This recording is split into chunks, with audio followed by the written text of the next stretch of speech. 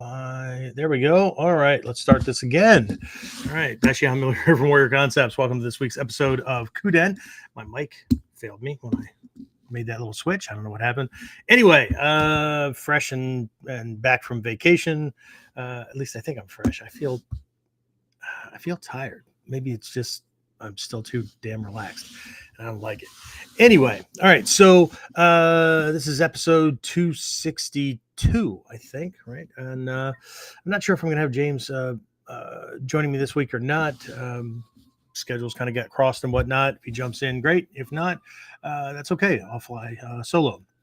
So anyway, for those of you keeping track, I know we've got our numbers, episode 262, and I got some kind of wild fire things going on outside. Anyway, but this is May 26th of 2025. To kind of put things into a different context. And what that means is that it is our Memorial Day here in the United States. And as a veteran of a combat veteran of military service, I would like to take a moment to recognize all those folks. And again, regardless of where you live in the world, okay, you've got people who have many, for the longest time, right, have volunteered to do things. Other ones, it's just a part of your makeup, and people are conscripted or drafted or whatever. But they have paid the price for us to, be able to hate our government or talk shit on the internet and not have guys with black cars pick us up and we disappear from our families and whatnot. And if you don't live in a country like that, if you live in a country that's like that, I'm sorry, move or be a ninja. Anyway, so but I don't want to do a moment of silence because that would be really, really awkward, especially for the folks later on who are listening in audio only. So we'll just let it go at that. I feel it from the depths of my heart that I have to recognize that a lot of folks weren't as fortunate as I am or I was, right? So that means is I didn't catch one, and I'm here having a conversation with you. So anyway, what we are going to be diving into this week is actually based on a conversation that my wife and I had while on vacation. We took a little cruise, and we're out in the middle of the Atlantic Ocean on our way to, I think could have been from Bermuda. And met this other couple, kind of struck up a conversation, and we had very similar backgrounds. And they were both in law enforcement in different capacities, full careers, that kind of thing. And but that wasn't where the story started. The story was really about we'll call it a problematic family member who was making everyone else's life difficult. And so there was this shared understanding of a very, I think it's a common thing, where we want them to do well. We want them to make better life choices because their hatred, anger, all those kind of things, right, are coming from a sense of wanting things to be a way that they're not or can't be. And their idealized version of the way things should be can't be realized based on their actions and all that, right? So out of a sense of compassion and love and whatnot, they were conveying that, trying to help, but at the same time, at least one, right, it was the mom unit, right, acknowledging that she's probably enabling, and but there's a cost to that as well, right? And at what point does acting from compassion and wanting to help someone in any way, right, turn into enabling, right? Because they have a safety net, or they have a crutch, or they have somebody to do all the hard work, so they don't have to. And at what point does that turn into a toxic form of self-sacrifice, not a warrior's uh, sense of self-sacrifice, but a toxic one where uh, we're actually complicit in hurting ourselves. Okay. And so this episode, we're going to dive into this. Obviously, right, KUDEN is about the life skills side of things, right? So we're going to focus heavily in on out of those three aspects that make up a ninja, right? Miwo Shinobu, Kokoro Shinobu, Shikyo Shinobu. We're going to focus on Kokoro and Shikyo Shinobu, right? The heart capable of enduring, and the perspective, perception, intellect, those kind of things that are capable of enduring the hardship. Right? For those of you who are not familiar with ninjutsu, Miwo Shinobu is the body capable of enduring. Okay?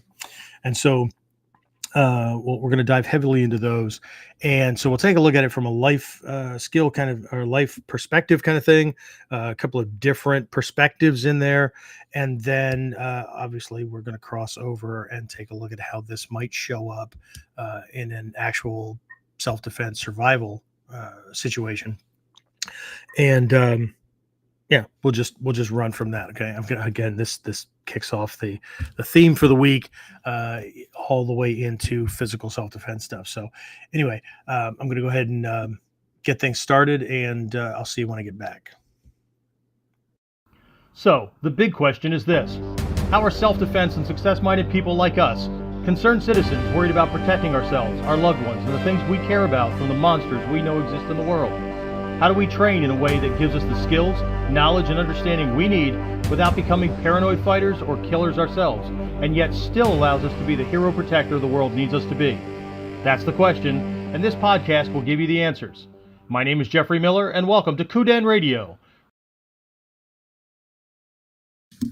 All right, and we are back. I got some weird shadows going on in the office here. That's all right. We'll get through it, right? Hopefully you won't be too distracted. Hopefully I won't be too distracted. Anyway, so again, we're going to be focusing on balance. Okay, balance. Okay, most people recognize it this way in Yo. Okay, this Omyodo symbol, but actually our Nin symbol. Do I have it on here? Yeah, it's on our upper. Where is it? The upper. There we go. Okay. And my upper left corner. I don't know what you're seeing when you see it. It should be in your upper left as well. There, the kanji, right, for nin, to persevere, to endure, also represents patience, those kind of things. There's a balance, right? And Hatsumi Sensei taught on this a long time ago. As a matter of fact, after the initial lesson that he gave, early 90s, mid 90s, maybe, I don't know. Anyway, I was still with Stephen Hayes at the time, and right after that, he kind of took that and ran with it during one of our annual Shadows Vega Ninja festivals that we had, and I think they still have, but kind of shared it that way, and then that actually became the new iteration, or the name for the new iteration of the Stephen Hayes approach to things, where he calls it the Toshin Do, right? That whole Do way kind of thing. People can call things any way they want, but there's a reason that we use Jutsu or Po and not Do. Got other lessons for that. Maybe we'll redo it again at some point. But anyway, so what is really being pointed to is that the kanji itself, that nin or shinobu kanji, is very much like this inyo. Okay? But instead of this being based on the inyo, sorry, I have to remember that they're audio only, folks. Sorry, pointing to the yin yang symbol, which is what most people know it as. When I say inyo, that's the Japanese way of saying it. Omyo is the diagram, right? The kanji used to write yin or in and yang or yo actually point to two sides of the same mountain. Right? One side, typically, unless a mountain is positioned just right, and it would have to be like ideal, but it would only be that way for what, couple hundred years, maybe a century, or maybe a millennia, where the Earth hasn't like shifted in orbit and those kind of things. But it one kanji points to the side of the mountain that gets more sunlight, more direct sunlight, and the other side of the mountain gets less. Okay, and so what you have are two different experiences, right? One's going to be warmer, one's going to be a little cooler. Vegetation is going to grow a certain way on one side, differently on the other side, that kind of thing. But ultimately, what you're looking at is one mountain. Okay, one mountain. Way too many people look at the yin yang symbol as just flat out as opposites, right?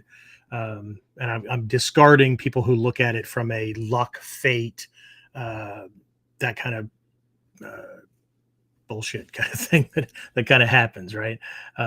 Means karma. No, it doesn't. It anyway. So, but in this case, instead of uh, instead of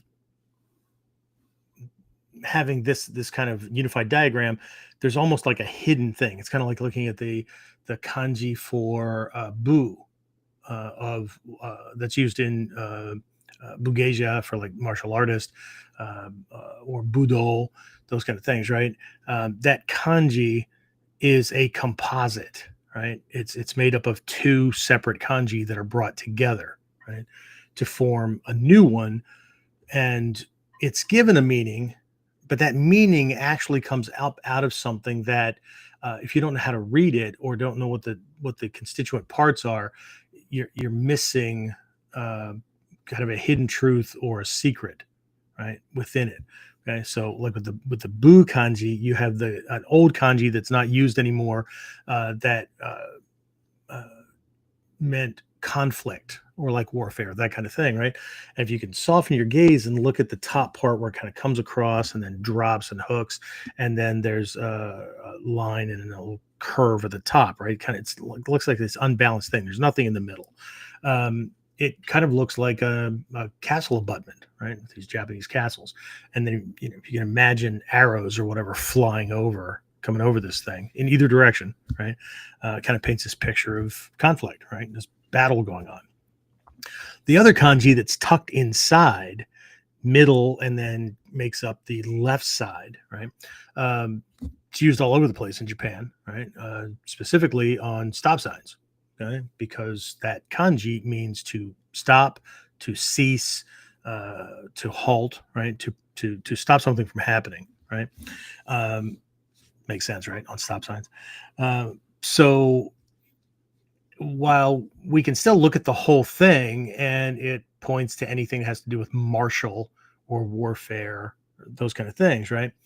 But if we understand the meaning of those two kanji, now what we have is the job of a warrior, which is to stop conflict, which boils some people's brains because, well, all they can ever think about is warriors fighting, right? Warriors engaged in battle. But if we think about the process and what led to that battle, conquering a side, right? There's always back to the yin yang, right? There's always a moral, ethical reason for doing things, and there's always a nefarious, right, negative, twisted kind of thing, right? So conquering people to take their stuff, right? Uh, and again, even that has a yin yang to it. But either way, that aside, um, if we think about the process that led to war, right, there would have been work being done by statesmen, by bureaucrats, by negotiators, right? There's a whole process leading up, step by step, trying to prevent this kind of thing from happening, right? Britain found themselves in this situation in World War II, right?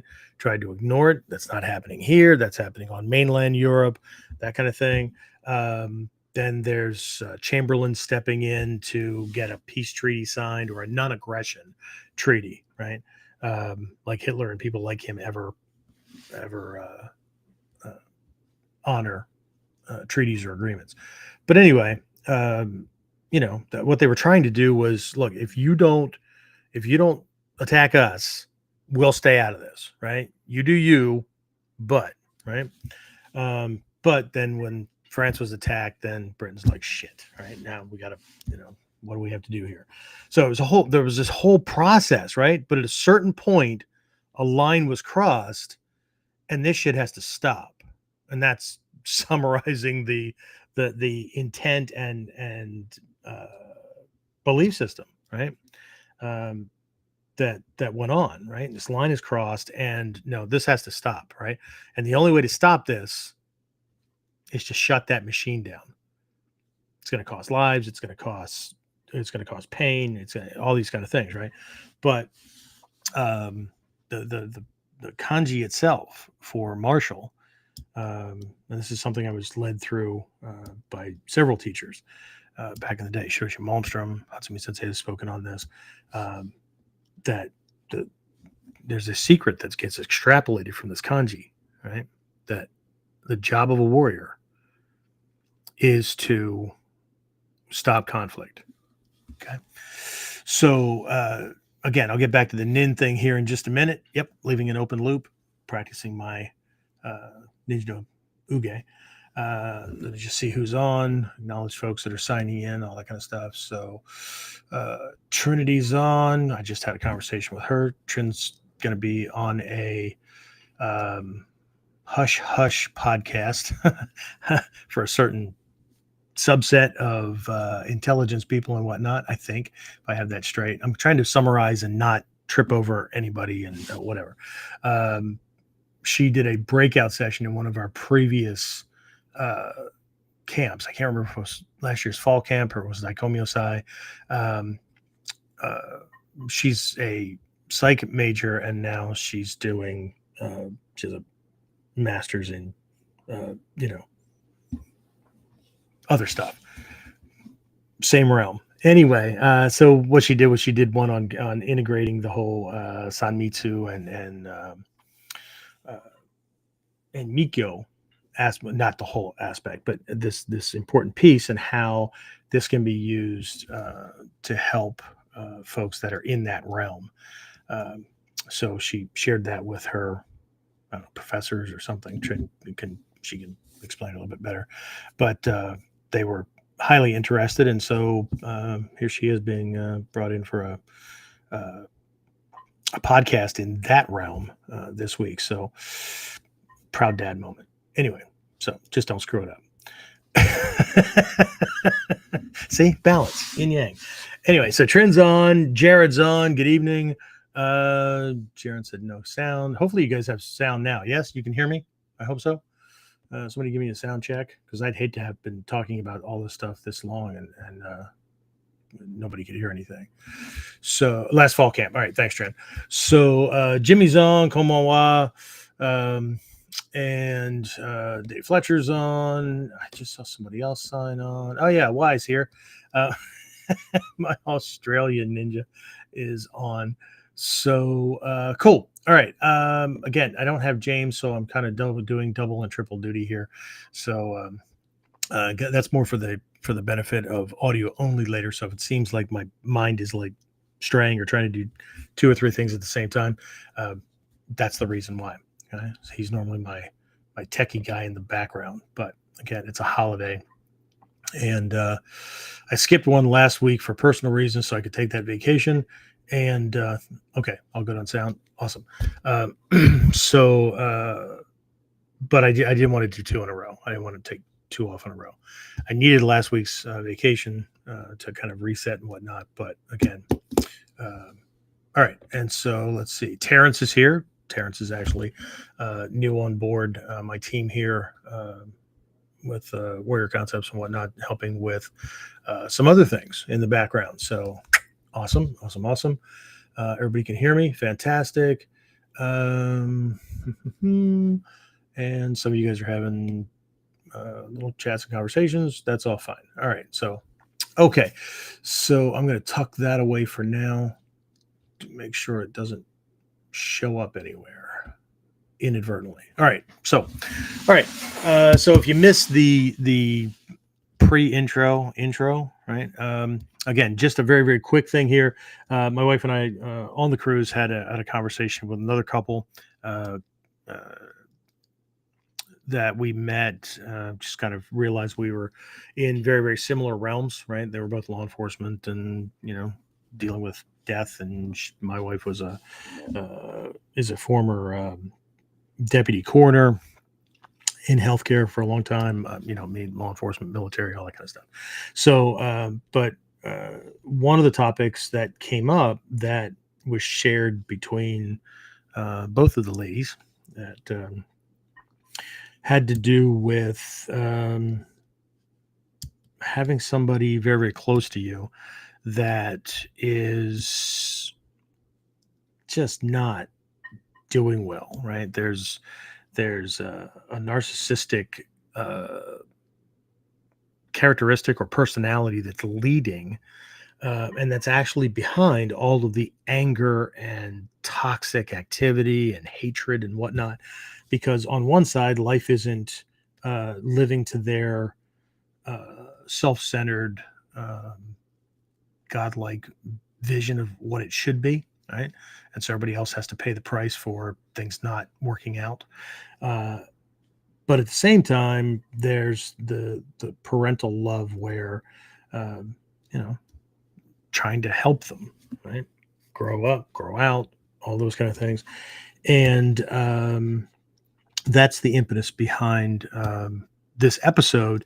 And uh, so we're going to take a look at this idea of how do we balance compassionate, like this drive, okay, to help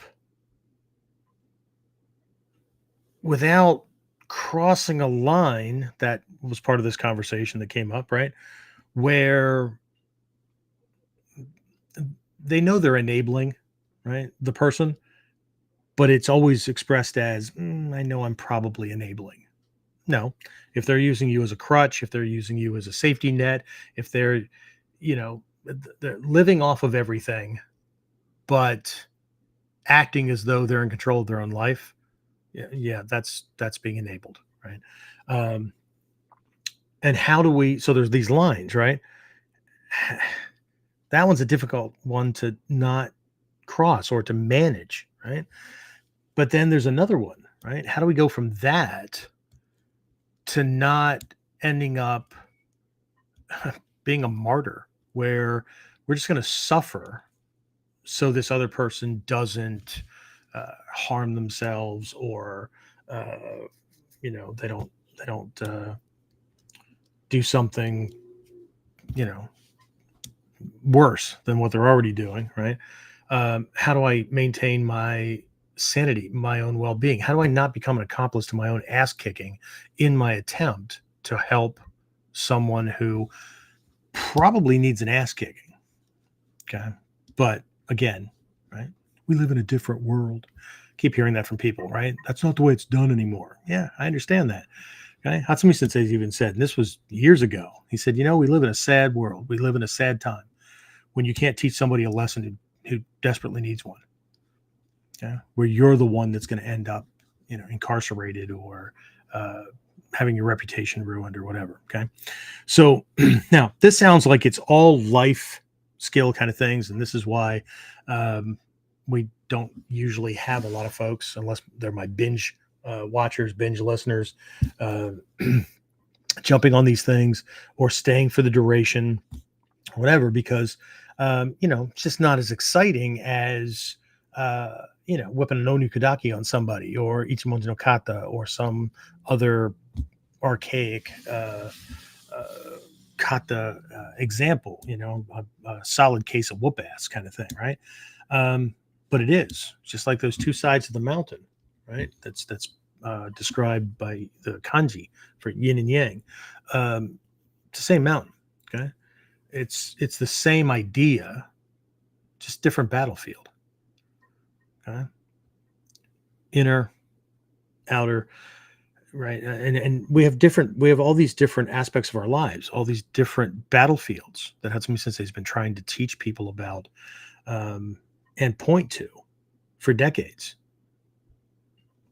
Somehow, in spite of it all, right? This very broad principle and concept based life mastery and personal protection system has ended up morphing into just another martial arts choice among martial arts choices.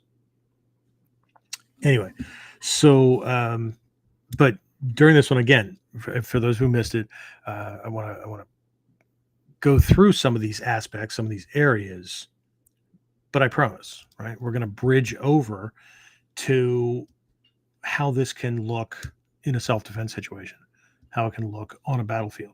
Okay. As a matter of fact, Trin and I were having this conversation earlier. She wanted to make sure she was clear on some of the Mikyo concepts that may come up during the podcast she'll be doing, and some of these things came up, like how do you do what needs to be done without having prior trauma or even positive lessons, right? Nice people act this way, they don't act this way, or however it got in there, passively, aggressively, right? um, how do we not have that get in the way in the moment that is absolutely the wrong thing? So that leads us back to the nin symbol, right? Your upper left corner there, right? Our logo, right? Which was, by the way, not just thrown together. I know how similar that looks to some people's logo. Um, and a lot of people think I'm tied in with certain people because the colors are the same or whatever. Um, I had no idea about those people's logos until after I developed mine.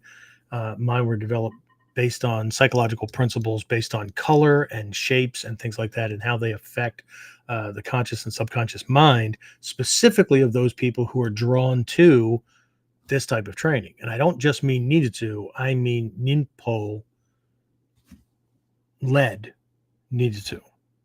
All right. Certain shapes, certain colors. And I know that, those are familiar, right? But there's something about that color. There's something about that, right? The curves in the kanji and things like that, right? So, not tied in with, obviously, indirectly, directly through Bujinkan, whatever. Okay. There's a tie in, but I'm not connected to somebody to borrow anything. Okay. A lot of people throw things together because it looks cool to them, but it doesn't speak to anybody else, which is why it's not very memorable. Okay. Uh, anyway, so before I talk about the nin, I know I'm going to keep the loop open here just a little bit longer. Let me jump back over to the chat again. I'm being producer and host at the same time. I just want to see if there's any questions or insights or whatever that popped up.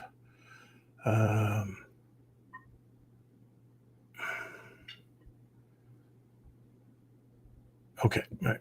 I don't see anything. So, or nothing relevant to what we're doing. Okay. So, let's go back to the nin symbol, right? Earlier I talked about how the kanji for bu or mu, right?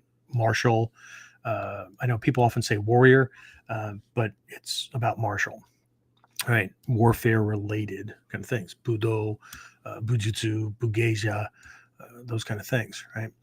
And how it's made up of two other kanji that are brought together to form this meaning, but each of those kanji themselves have a meaning, and that speaks to the intent of those who created the kanji and something that they were trying to convey.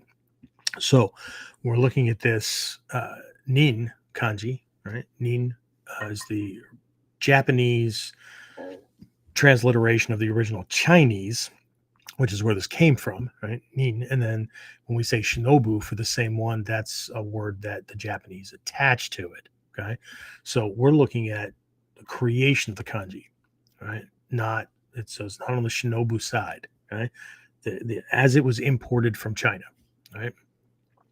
So again, we have two kanji that were brought together, right? So we have the top part, right? So if I can get my pen here to point at, right, it's the part that comes around and kind of dips up, and then there's a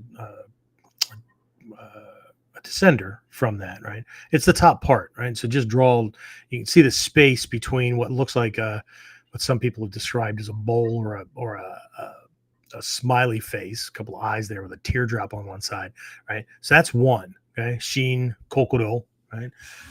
Heart, core, that kind of thing. And then the one at the top, okay, is often translated. Hatsumi Sensei did it as well, right? Toll. If you look in, if you have the book Nijutsu History and Tradition, the first one on Nijutsu that came out in English, right? Credited to Hatsumi Sensei. It's actually a joint effort, but anyway, and up front where they're describing this stuff, okay, and how these things go together, you'll notice that, or you might notice that there's a difference between the kanji that everybody's familiar with and the one that's actually in the book. Okay, the one in the book is to, okay, which is blade. Okay, it's missing, like there's that one little descender part that comes off of it, and then there's a small stroke that breaks through it. Okay, that's very important. That piece is very, very important. Okay, so the top part is blade, right? Toll, right? If we add that little hash mark right on there, that is not in the Nijutsu History and Tradition when they break it apart. Okay, the one in there is toll. Okay, this one makes it kisaki. It's the edge of the blade. Okay, the most dangerous part of the blade. Okay, so blade is only as powerful as, right, its ability to stab or cut. Right, dull blade, maybe you can beat him to death with it. Okay, so there's that part, and then there's that shin kokuro below. Okay, again, two separate kanji in and of their own right. Right, but when they're brought together, now we have this idea of perseverance, endurance, right, to keep going no matter what. Where the hell does that come from? Well, there's this idea that even though the enemy holds his blade at my heart, okay, there's a original Chinese translation of this. As a matter of fact, many Chinese translate it this way, that even though the enemy has his blade in my heart, I will persevere. I will endure. Right? I will keep going. But again, many years ago, again, this is where that whole Toshindo idea got its seed, right? Hatsumi Sensei covered this split, right? And how this is very much like the inyo, very much like the yin yang, where we're looking at two sides of the art. And if we only focus on one or the other, it's not complete. Okay? It's not what it's supposed to be. But they're two completely different battlefields. Okay. If anybody knows and this was actually a theme for training one year, the Koteki Ryoda, right? The tiger below, the dragon above. Right. Also, that's very Gyoko to you, kind of focused, but also very yin yang kind of thing, this balance. Right. So they're pointing to two different battlefields, two different arenas where we have to be able to produce results that require, for the most part, 95%, right? Very, very different skill sets. Okay. And this is where people get thrown off. Okay. Where we have a lot of people running around in this art. Nobody's going to like that I say it unless you already know what I'm talking about, or you've experienced it yourself and you have a certain personality, where they should be really freaking lucky that they found a martial art where they can attain to high rank and develop a sense of confidence and all that. But where they don't have a violent bone in their body, right? They can play the reenactor kind of game. And they get really, really good with the skills. Okay. But they absolutely lean 70 to 90% over on the heart side. Okay. And that's fine. Okay. It's fine. Do you. Okay. But again, there could be something could come back and bite us if the balance isn't there. There's other folks that have gone the martial art only route, and they've got that area covered, right? They might even have protected themselves or others. They might be in law enforcement, whatever. And so they've got that battlefield handled, but they just struggle through life. They just they're having a hard time. Okay. Because you can't just kill people you don't like anymore. Okay. Not without getting executed yourself or spend your life in jail or whatever. Okay. So there's a balance problem here. Right. So the blade, right? The blade, we'll just go with that, right? Toll, that top part, right? That represents the martial side of the training. Okay. Our ability to produce results on the battlefield, back alley, whatever. Okay. When it is actually about physical combat, life and death, right? Saving ourselves or somebody else. Right? The heart, right? Shin kokuro, the lower half of this kanji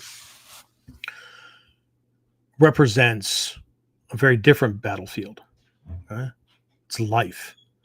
It's living amongst, living within within society, right? Within the social group, okay? And being just as successful. Okay, just as successful. I shared this today. I just learned about this little bit of a history for those of you in the States or those people who know some of the back history of some of our Wild West guys and whatnot. Right, Wyatt Earp, best known for that gunfight at the OK Corral. Right, gunslinger, U.S. Marshal, right, lawman, that kind of thing. We'll slip by the questionable actions because a lot of these guys uh, were actually really bad guys that were given a badge because that was the belief about how you catch really bad people back in the day. Um, I think it still counts for today as well. But anyway, that's what he's most known for. But at a certain point, he's like, I'm done with this. Right. And he moved to Nome, Alaska. There's a different wilderness, right? And set up a saloon. I think it was called the second bastards, something like that. It was, instead of being called the first, like everybody calls their stuff the first, right? It was, anyway, you can look this stuff up. He was married. I think his wife's name was Josephine, maybe, and wanted to create a good life for her, wanted to distance himself from that other world and whatnot. But had this very, very successful place. He set it up so that all these guys that were miners and prospectors and whatnot could go there, relax, shoot the shit, right? Just kind of unwind, right? But he also invested in real estate. I believe he built a school, um, really built up the community and whatnot, and became known in that realm, right, for being this just a solid guy who made sure that people had, places to live, and education was brought in, and all kinds of things, right? Really cool backstory. But he's not known for that, right? Because people want to fantasize about that one type of battlefield, right? But Hatsumi Sensei's lesson when it comes to the Toshin, breaking this apart and looking at it, is these are two completely different realms, but it's still about one warrior. Right? What are we doing when we're not on the muddy, bloody battlefield? Okay? What's our okay? Because these are two completely different skill sets. Okay, and they don't cross. Okay, he taught the same lesson instead of calling it Toshin. Right, taught the same lesson about a decade or so later, where he did that whole year on the Koteki Ryoda, tiger below, dragon above. The tiger, the same as the blade, right, represents the skills for the battlefield. Right? The dragon, same as the heart, because in the East, the dragon is not symbolic of the same things that it typically is coming out of European and Norse and all these Western kind of backgrounds. right? Fire breathing and all that kind of stuff, right? In the East, the dragon represents grace and ability, longevity, adaptability, flexibility, those kind of things, right? So again, you still have the same thing. Certain skills are needed to survive on a battlefield. Certain skills are required to be successful in society, right? When we're not on that battlefield. At some point, when we're too old to be on the battlefield, can we do it? Right. And the lesson is we have to have two sets of rules, right? Because if you take the skills or the rules or the mindset or the belief system or whatever from the battlefield, from the muddy, bloody battlefield, and bring that into um, society, at the very least, you're going to be alienated because nobody's going to want to fucking deal with you, right? You're dangerous, you're unpredictable, you're okay. And see, people will justify, well, yeah, you've got to be ready for anything. Okay, but you're not on a battlefield at the moment. I mean, you're on a battlefield. You're just you're in the wrong one. Okay, you brought a gun to a freaking garden party, right? So, um, again, if you bring that over, right, you got alienation. You can end up in jail. You can end up fucking dead, whatever. Okay, wrong skills, wrong arena. Okay, just like those social skills that we have for succeeding, right, in our culture, within our family, those kind of things, right, providing for, uh, all that kind of stuff, right? Um, Not the same. And you also don't want to take those skills onto a battlefield because you'll fucking die there too. Right? So this is always a game of balance. Okay? Always a game of balance. Right? We start new students off. We're always talking about relax, right? Natural, relax. But you know what? Tension is natural as well. Because ultimately, in the advanced levels, that's what it ultimately is. Your taijutsu is a game, and it's a balance between tension and relaxation. Any given movement, any given technique has phases that overlap, but it's a constant interplay between these two sides, right? Too stiff, too aggressive, that kind of thing. You're predictable. It's easy. He can feel it.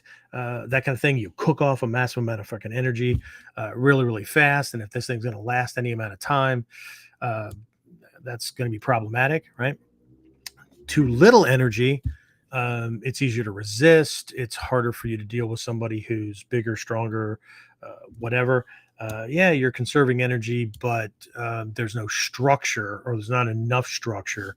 Um, Again, right? We want to make sure that we're not falling for this whole dojo syndrome disease that creeps up on people and whatnot, where it works in the dojo and that builds that confidence, but they're going to get their ass and everything else handed to them when they're not in the dojo, and it's a real thing. Okay, that's why people, again, on the hard side, it's why they have a problem with relationships, they have a problem with finances, they have a problem with just anything, right? And then when they're in the dojo or they're playing warrior or they're cop security, I know this, right? I've been in that unbalanced position, right? It's easy to handle, right? It's hands-on, and it's a certain set of skills, right? um but and people play, right? It doesn't matter which side they're on, which side of the paradigm they're on, right? When things aren't working, um many will default to the blame game, looking for the inherent corruption or whatever. Is there? Yeah, probably. But you know what? If I get up in the morning and I'm looking for corruption and people to blame for my shitty life and whatnot, I'm going to find it. But I could also redirect that energy and learn the lessons I need to learn so that I can have a different life experience. Okay? So maybe some people just want to, die old, alone, angry, right? Living in shit. Who knows? Anyway. All right. So, but again, there's this balance, right? And there are these lines, and we have to know, right? We can't take the skills from one side into another, right? Um, so anyway, let me just see if there's anything that popped up while I was spewing all that before I jump to my notes and actually do what I, the main body of planning for this stuff. So,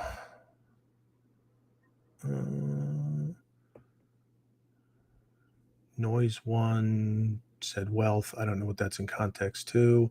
All right, looks like some of you guys are having a side conversation. So, how about if I just if I don't see a question, if I don't see a straight on comment, then I'm going to let you guys do your thing. All right. So, okay, let me just bring up my notes and we'll keep on keeping on. All right. So, the title for this one, Compassion with Discernment, right? Navigating the fine line between helping and enabling, right? Now, how the hell can that point to both life and the back alley of the battlefield? Thanks for asking. I appreciate it, right? So let's dive into things, right? So, where I want to start is this concept, right? This life mastery and the balance of compassion, because ultimately, right, in Mikyo and in Inpo, right, for the warrior, not the fighter, not necessarily the soldier, right? It's always about compassion. Okay, but let me share a little secret here, or a little insight. I got from Reverend Jikai, my Mikyo teacher, one of the very first lessons, where we had to help we had to help he had to help this guy, right, who uh, learned all the lessons, um, get to a better translation of certain things so that uh, we didn't fall into this trap. What most people don't understand is that Mikyo has just an inordinate amount of and an intertwined, especially the Japanese form, intertwined connection with warriorship. Right, many of the active meditations, right, call it ritual practice, whatever you want, involves the drawing of a sword, the cutting through certain things, the donning of armor or helmet, that kind of thing. That's very symbolic of suiting up, right, to deal with um, the. In this case, there are negative dragons and whatnot, but uh, ignorance and misdirected desires and manipulation and hatred and all those kind of things, right? Both inner and outward. Okay, uh, there's a lot of that connection, right? Um, a lot of it in Japanese Mikyo, a lot of these things that, from a Western religious perspective, they would be seen as, minions from hell and things like that, right? But um, they're actually symbolic representations of those aspects or skills or whatever that they're not so nice, right? And this is where people go amiss, right? Because in the West, if we use the word compassion, most people tend to think about sympathy or empathy, those kind of things, right? So it's always nice, right?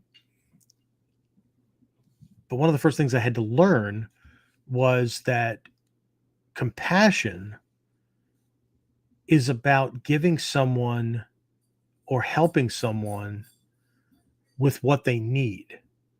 And that, in and of itself, may be very different from what that person wants.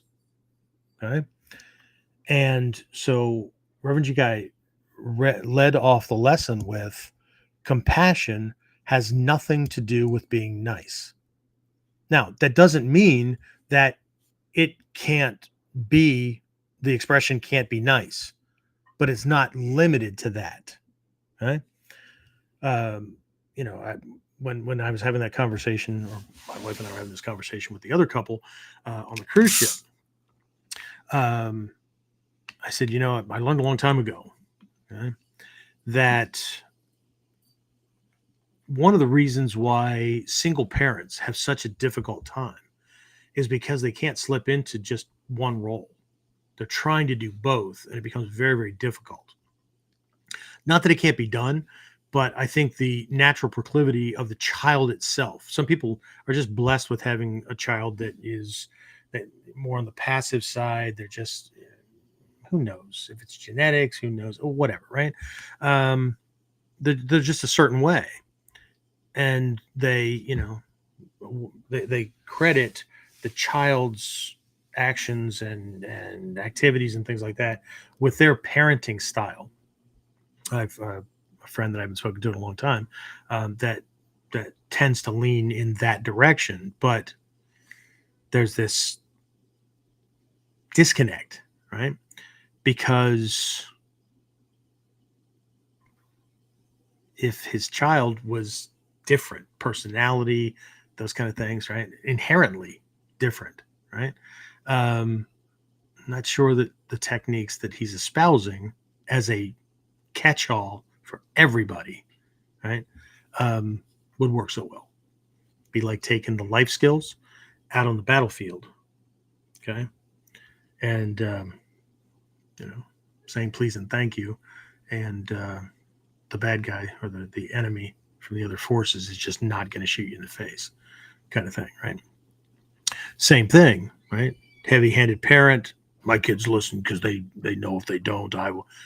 All right, fair enough. Okay, but that kind of approach can also push a kid to, well, I'm never going to get it right anyway, so why fucking bother, right? Why even try? Or can beat them into submissiveness to where they end up becoming uh, too shy, incapable of operating in the world because of the trauma. It's a form of PTSD, those kind of things, right? Um, as opposed to understanding that the parenting style has to match the child you're dealing with. And could that create a problem, where the kids don't understand, well, you treat him like that and you treat me like, yeah, of course. Okay. But Hatsumi Sensei's done that. Okay. People will argue. Hatsumi Sensei said take bigger steps. No, he didn't. He said take smaller steps. Was he talking to the whole freaking class or was he talking to you? Right. Or did you listen to what came before he said that phrase? Because maybe, just maybe, the guy he told to take bigger steps to was taking steps that were too small. And the guy that he told to take smaller steps, his steps were too fucking big. Maybe it's a more open parenting style led with wisdom and not regurgitation of sensei said. I hate that fucking phrase. Do I use it? Yes, I try to use it as sparingly as possible. Right? So anyway, but during this conversation, right? What I said was a long time ago that it's mom's job, typically, right? The one who's doing the nurturing and whatnot, right? The what we might call, and from Mikio, mother's love, right? It's their job to make sure the child doesn't die while they're in the nest, right? Nurture them, feed them, protect them, that kind of thing, right? It's dad's job, or the person who has that role. It's not necessarily exclusive to the man's doing this thing and the one, because I've seen the dynamics where she's definitely the stronger one, he's definitely more the passive. As long as it balances out, right? But we're going to call that dad's love. It's their job to make sure that the child doesn't get his ass handed to him or dies once they leave the nest. Right?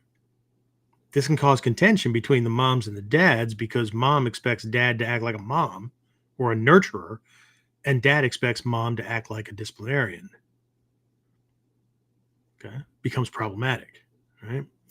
So, what we're really looking at again is balancing compassion with discernment, right? The heart with the intellect. in daily life. Okay. And again, genuine compassion involves making thoughtful, mindful choices, decisions that support others without enabling detrimental or bad behaviors.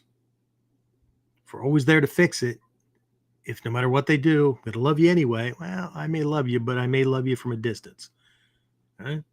I accept everyone for who and what they are. That doesn't mean that their actions are okay and allowable in my realm. Okay? That's confusing for folks because of dualistic thinking. Okay? They're not mutually inclusive or exclusive. Okay? But the other problem we have is that we have to be able to operate from a realm of compassion and also protect our own sanity, our own well-being. Right? We have to make sure that we're taking care of ourselves as well. Okay. So, um, what I really want to kind of focus in on is the importance of this balance in personal development and relationships. Right. Um, and again, in a bit here, we're going to bridge over to uh, combat, right? Actual self protection, survival. And what's going to be important is another lesson from Hatsumi Sensei and the senior teachers is that a fight or a battle is a relationship. See, again, there's one of those words, though. We say relationship, we think intimate, we think loving, we think friendship, whatever. No, a relationship is an interaction between two people manifested out of the way they're relating to each other. Doesn't have to have anything to do with friendship or love or whatever. It could be hate, it could be uh, resentment, it could be all kinds of things, right? So um, we have to be more adaptable. We have to be more flexible as an individual. I mean, it's a hallmark of a ninja, right? And again, I can't emphasize enough that true compassion sometimes requires making difficult decisions that prioritize long-term well-being over immediate comfort. Right? And this is where people get stuck. Okay. Sometimes the decision to make the short-term concession, we may not realize how often we're doing it, or, um, well, I once asked somebody that I was in a relationship with. Um, well, let me set the stage. Uh, at one point we had actually moved in together, and they had kids, I had kids, and like my kids had all these board games, and they had I mean, they were what in there, not quite. One was a preteen, the other one's a little bit younger, but they had had these games for years. All the pieces were there. If it was Monopoly Junior, all the money was there, all the pieces were there, the board was in great shape, all that kind of stuff. The box was in great shape. But pieces started to come up missing. And, um, my thing was, look, I'm consistent across the board. If you didn't like me yesterday, chances are not good you're going to like me today. I'm not an on the fence kind of guy. So from the time my children got these games and we would sit and play and whatnot, the game was not over until all the pieces were back in the box. All the pieces, orderly, rubber band around the money, whatever, right? Everything was accounted for, put away nicely. The lesson was the better you take care of your stuff, the longer it will last, the more enjoyment you'll have with the stuff long term. Great. Okay. Well, the one that didn't work out, their kids didn't get that lesson. And so the shit was just all over the place, right? And I was trying to introduce this lesson to these children, right? And from around the corner, they said, "What's going on?" And I said, "Piece is missing. We, whatever, right?" And what they said was that to their kids with a very condescending tone that was obviously directed at me, right? Was don't touch their games, uh, leave everything alone, whatever. And I said, um, I just want them to be respectful with both their stuff and other people's. Okay. And then they yelled at the kids again. Obviously, they were talking to me, but you know how that conversation goes. Yeah. And uh, I looked at them and I said, this is about respect and this is about, uh, just mindfulness, right? Um, and she said, well, they're this age, which they were about the same age as my kids at the time. And I said, oh, okay. At what point, what's the age appropriate point where they're supposed to learn those lessons? Right? And of course, uh, looking back and bumping into them every once in a while, yeah, by the time the kids may or may not have gotten those lessons, it was too late. Okay, because they're not doing well. Anyway, so again, we need to make sure that we understand that this is a game of balance. It's always a game of balance. Okay, so let's do this. We're gonna do a little exercise here. You can do it on your own. I'm going to try to describe this in words as well as I can for those of you listening in later on Spotify and iHeartRadio and wherever you happen to be catching the audio form of this podcast. All right. But if you're on visually, if you're on live right now, Facebook, YouTube, or maybe you're watching later, but you're on YouTube or catching the video form of this, switch my screen here. You'll be able to see it. Okay. So what I want you to do is I want you to take your hands, right, and just kind of hold them up in front of your face, right? Not palms facing you. What I want you to do is hold them up so the palms are facing each other and they're at the same level. Okay. So fingertips are vertical. They're pointing up. Okay. Thumbs are towards your face, little finger away, but palms are facing each other. Okay. And then what I want you to do is I want you to lean them in, right? Just kind of bring them in until the fingertips touch. Normally, when I do this in class or I do it in seminars, we do this with the whole body. So this is much more uncomfortable. And I also make people say certain things. I'll give you an example of what that looks like as we do it or what it sounds like. But right now, just for expedience sake, we're going to do it with our hands. Okay. If at some point you want to try this with a person, it is a very, very interesting psychological,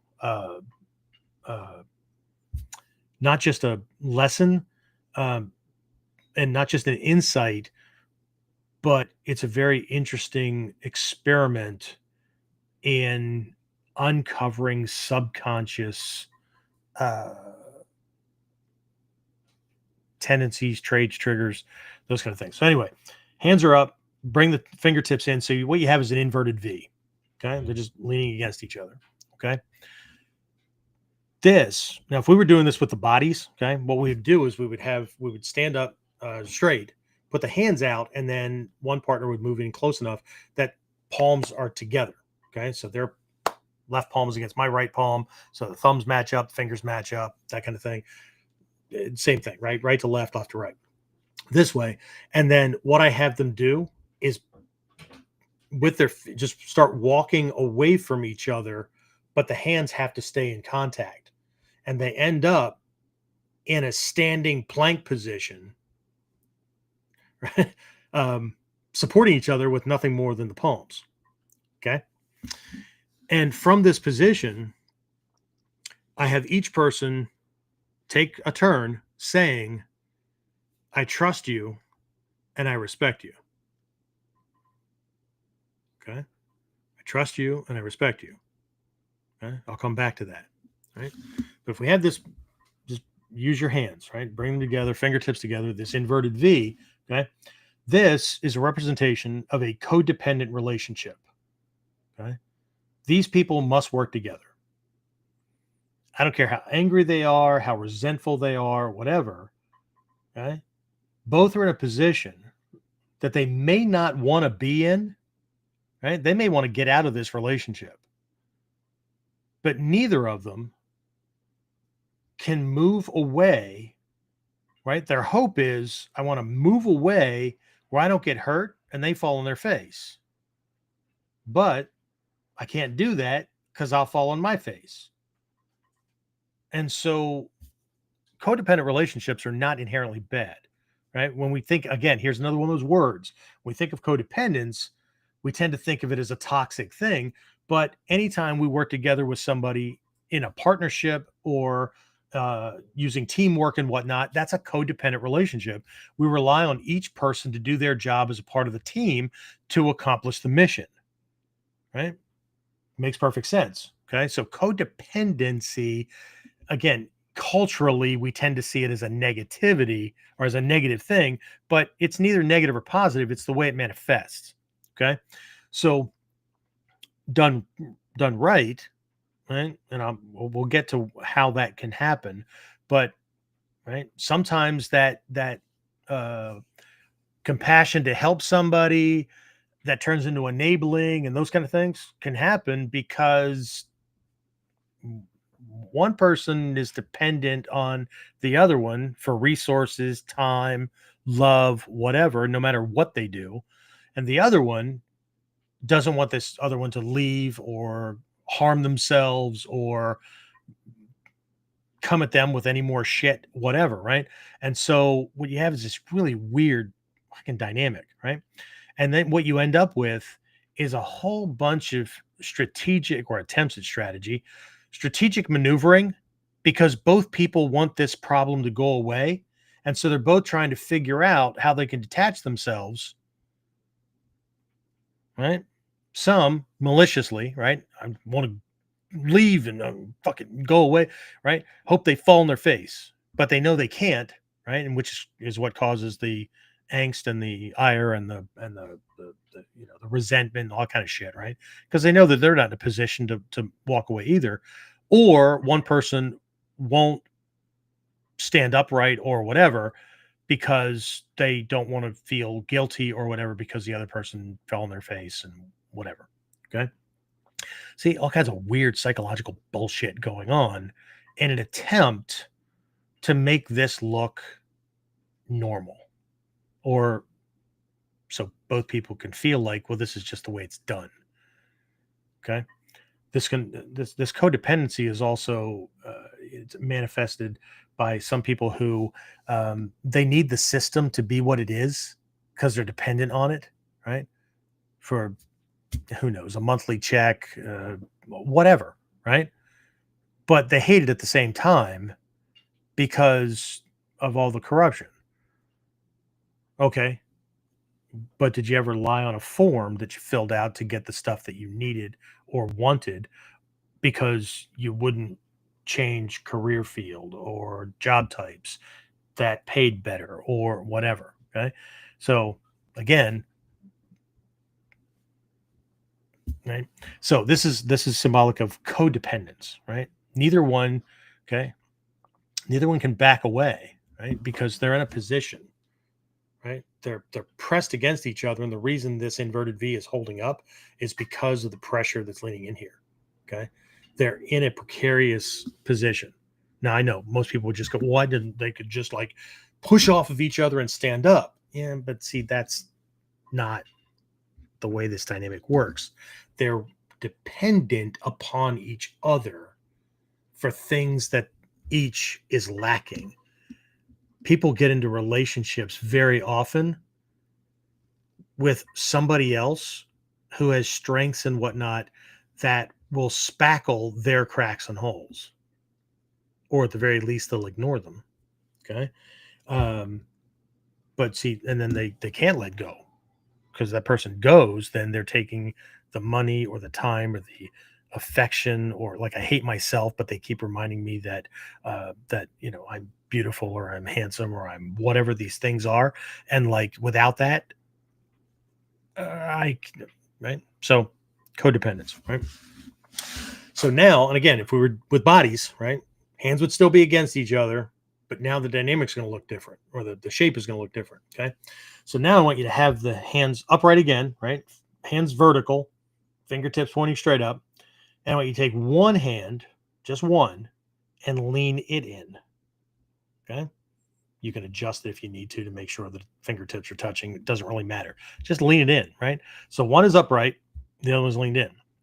Okay. Yes. Right. You're right. This is dependency. Okay. Again, not inherently good or bad. Okay. When we think about dependency, there's all kinds of cultural things, right? Drugs or interpersonal relationships or whatever. But a positive representation of dependency is, let's say, a married couple, right? Um, where like not if people stay together long term, you'll see probably give or take a 50-50 relationship, right? The problem where the thing where people go wrong is they look for 50-50 to be every day. Well, that's bullshit. Okay. Because somebody could be ill, somebody could be injured, right? My wife, going through childbirth or whatever, right? Just not 100%. Okay. She comes home just absolutely drained from a day, right? And she's got like 10%, right? No worries, right? I got you. Okay. I got the 90%. Okay. Other days, other times, other moments in life or whatever, right? Loss of a child, not through death, whatever, right? I'm barely operating at 10, 15%, right? So now it's in the opposite direction. Okay. And the right partner, right? Gotcha. Okay. I'll be the other 85 or 90%. Okay. Let's get you through this illness. Let's get you through this problem. Let's get you whatever. Okay. Um, so that's a positive kind of thing, right? Team members or a partner. When I was a police officer, right? Got assigned a rookie, right? So now I'm a training officer. Okay. Um, I'm not just patrolling and not just doing my job. I also have to train this guy. Okay. So he's he's not going to have my back. He wants to, but he's not going to have my back effectively until he learns what to look for on the street. May have came from, it may have come from the police academy, but it's not the same, right? Any more than doing like land navigation, right? Where we're looking at the map. The map is a rendition of the territory, but it's not the territory itself. Okay, which is why you send out forward observers and point people and whatnot to look at the freaking ground, look at the land. Okay, um, you can do only so much learning techniques and whatnot on your own, right? And you can do a lot. There's a lot of skills you can learn on your own. So I'm not those people that go, you, unless you're in the dojo, you can't learn something. Really, you can't practice water collection and purification. You can't practice rolling. You can't practice meditation. You can't. I can give you a whole fucking slew of things that the solo student can do. How do I know? Because I've been a solo student my entire training career. Doesn't mean I didn't go to seminars. Didn't mean I didn't go to Japan. Whatever, right? Because we need that thing. But you can only visualize. You can only work with your own body for so long, right? Before. Okay. So in the dojo, okay, at a certain point, the uke, right, is actually the person that's represented by this one that's standing up. Okay. Because they're supposed to go along with what the Tori is doing, the defender is doing to learn the technique without resisting, those kind of things, so that they can learn the moves, so they can learn what it feels like, so they can not be making mistakes of their own accord, right? At a certain point, that's going to change, okay? And the uke has to do more, right? But for the initial stages of the training, the tori, the defender, is dependent upon the uke playing by the rules or playing the compassionate one to help them learn by not resisting, by not screwing things up or whatnot, so they can learn the lessons. Okay. So dependency is not good or bad. It's again, it's a manifestation of what's necessary. Okay. It's when it's not. Okay. Because This person, right, the upright one, doesn't need anything, right? They're self-sufficient, whatever. Okay. It's the one who's dependent upon, right? It's the children, right, who have all the ideas about the world but can't live in the world because they have ideas but they don't know how the world works, right? um, they either aren't old enough or can't stay employed or whatever, right? And so there's no money or whatever, so they're dependent on mom and dad for clothing, food, shelter, that kind of stuff. But they're going to try to, be assholes. Okay. And every once in a while, the right parent knows that if I just take a step backwards and they need to catch themselves, oh shit. Okay. A little reminder. Okay. I don't need to yell at them. I don't need to scream at them. I just back up a little bit. And what's that look like? Well, in the early stages, it was an app on their phone that if they uh, forgot that little thing, I could just push a button on my phone and it would lock theirs out. Didn't turn it off. They just couldn't do anything with it. Right? I know, mean dad. They learned a lesson. Okay. My phone. No, it isn't. It's my phone that you're allowed to use because, well, I'll just go get my own. No, you're not 18, so you can't sign a contract. And where are you getting the money to pay for it? Okay. So again, right. But what can happen where this becomes toxic is we have internal beliefs or societal norms or beliefs, right? Or whatever, where this person, the upright person, this is going to be a strain after a while because they're doing everything. This other person is dependent upon them. They're not contributing anything, right? Um, that so remember those initial words, right? Both people going to look at each other in turn. One person, the leaner, is going to say, I trust you and I respect you. Okay. Well, just like these two. Okay. But in this case, this upright person, okay, from my perspective out here, and my perspective in here as the upright person, right? Um, if I were a malicious person, I might say, well, you fucking better. Okay. But is the person who's leaning, are they saying it because they have to, or are they saying it because they want to? Now be careful because ego can convince us that one thing is really the other. Well, I really want to say it. Well, I bet. But that's probably coming because if you say the wrong things, this person can walk away and take away everything that you need. Okay. This person that's upright, I trust you and I respect you. I might have a different feel to it. But after a while, bearing all the weight and this person, right? In all of these, codependent and dependent, resentment over time can build, right? Even with the upright person here, because they might not do the hard thing because they don't want to be seen as a bad person. They don't want to feel guilty, those kind of things, right? When that thing could be the very thing that the dependent person needs. Because when I take that away, they have no choice but to figure out how to stand up for themselves or find somebody else they can lean up against. Okay. But societal norms and the ideologies of the pacifists and whatnot have led us to believe, right, that uh, you'd be a bad person if you didn't support those who. But can you see how this can also be enabling? Because as long as this person, the upright person, is smiling and oh no, no, it's not a problem or whatever, right?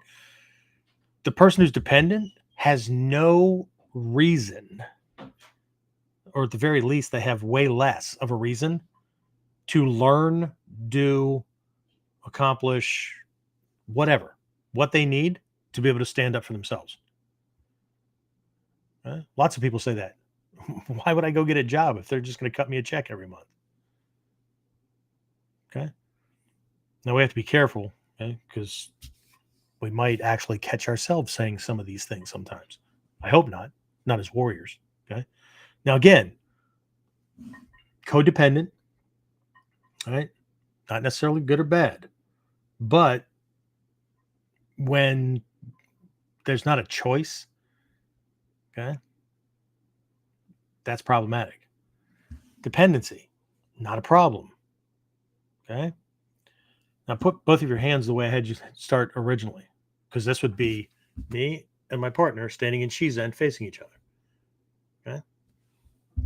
Palm, not palms touching. For those of you on audio only, there's a gap between my hands, right? On the video, it looks like it's wider than my head, but it's pretty wide. And I think it's the perspective. Anyway, so fingers are pointing up, thumbs at me, palms facing each other, but there's a gap, there's space between, right? And then again, each person would look at the other one and say, I trust you and I respect you.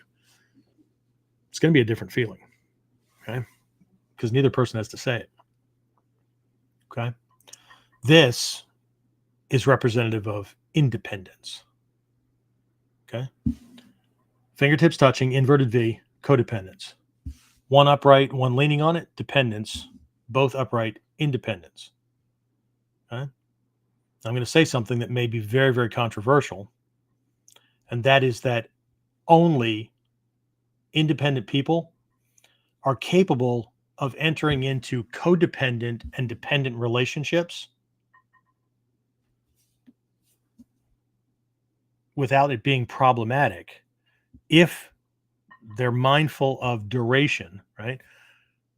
Because they're using them as expedients or as temporary necessities to help themselves, the other person or people, or the collective, right, to accomplish something. People in a codependent relationship obviously can't be dependent because they can't be independent because they're dependent on what the other person has. They're right. They're stuck, right? Individually, they don't each make enough money. Individually, they can't pay all the bills. They can't, do whatever. Okay, one drives, one doesn't drive. One whatever. Right? Um, they're stuck. Right? If they could stand up, they would. And this is where the anger and the frustration and all that kind of crap comes from. Okay. Oh, by the way, this is also employer-employee relationships and things like that. Okay. Not subcontractor. Okay. In the state that I live in, Pennsylvania, it's an at-will state. That means that even though one person hired the other one, either person is free. And when I say person, I mean entity. So company or individual are free to terminate that contract, right? Whether it's verbal or written, um, with no cause. Well, it's not fair. He didn't give me a reason. It doesn't have to. Okay. So let's not confuse general sense of fairness with what's legal or what anyway. Okay. So what this art is about is becoming this independent person and understanding how these dynamics work when it comes to codependence and independence, or codependence and dependence, to accomplish things. Okay. So the parent is not really dependent on the child's love. That's nice, right? But their part of their job is to help them stand up. But what do you do when that person doesn't want to, right? Same thing in relationships. You thought you started out in one of these, next thing you know, this happened. And then, well, see, if we're not careful, what can happen is, especially if this person who's upright, right, believes that they're independent, but they really need somebody in their life. And once they get into the relationship, they don't have to go through the trouble of finding somebody else. They don't want to lose half their shit, whatever. Okay? Without realizing it, they they can end up in a codependent relationship where one person is aggressive, violent, they're a gaslighting asshole, whatever, and this other person, remember, we're always, whenever we tolerate something, we're getting something out of it. I'm not getting anything out of it. All I get is bitching and nagging. You're getting something out of it. always getting something out of it. Okay. Even if it's just the ease of not having to be alone, do my own laundry, have to go through the struggle of the dating scene and find somebody new or whatever. Okay. Looking like the bad guy in a broken relationship or whatever. Okay. We're always getting something out of anything that we're tolerating. Okay? So that makes us either dependent or codependent in that realm. Right. So this is not as cut and dry as people like to like to make it, and it still requires strategic thinking and tactical operations. Same thing's taught in our techniques. Mhm. So if the codependency or the dependency is based on finances or in part, then somebody needs some financial skills or some better planning or the ability to tolerate discomfort because I'm going to have to work a job that I don't like, but it pays more and it can put me in a better position so I'm not dependent upon or codependent upon, right? And I'm not trapped and stuck. All right. Let's see if anything popped in here other than the sidebar conversations that was going on. Let's see. Dun, dun, dun, dun, dun. Why so hard to realign thoughts? That's a really good question. By making sight sharper, the surroundings become blurry.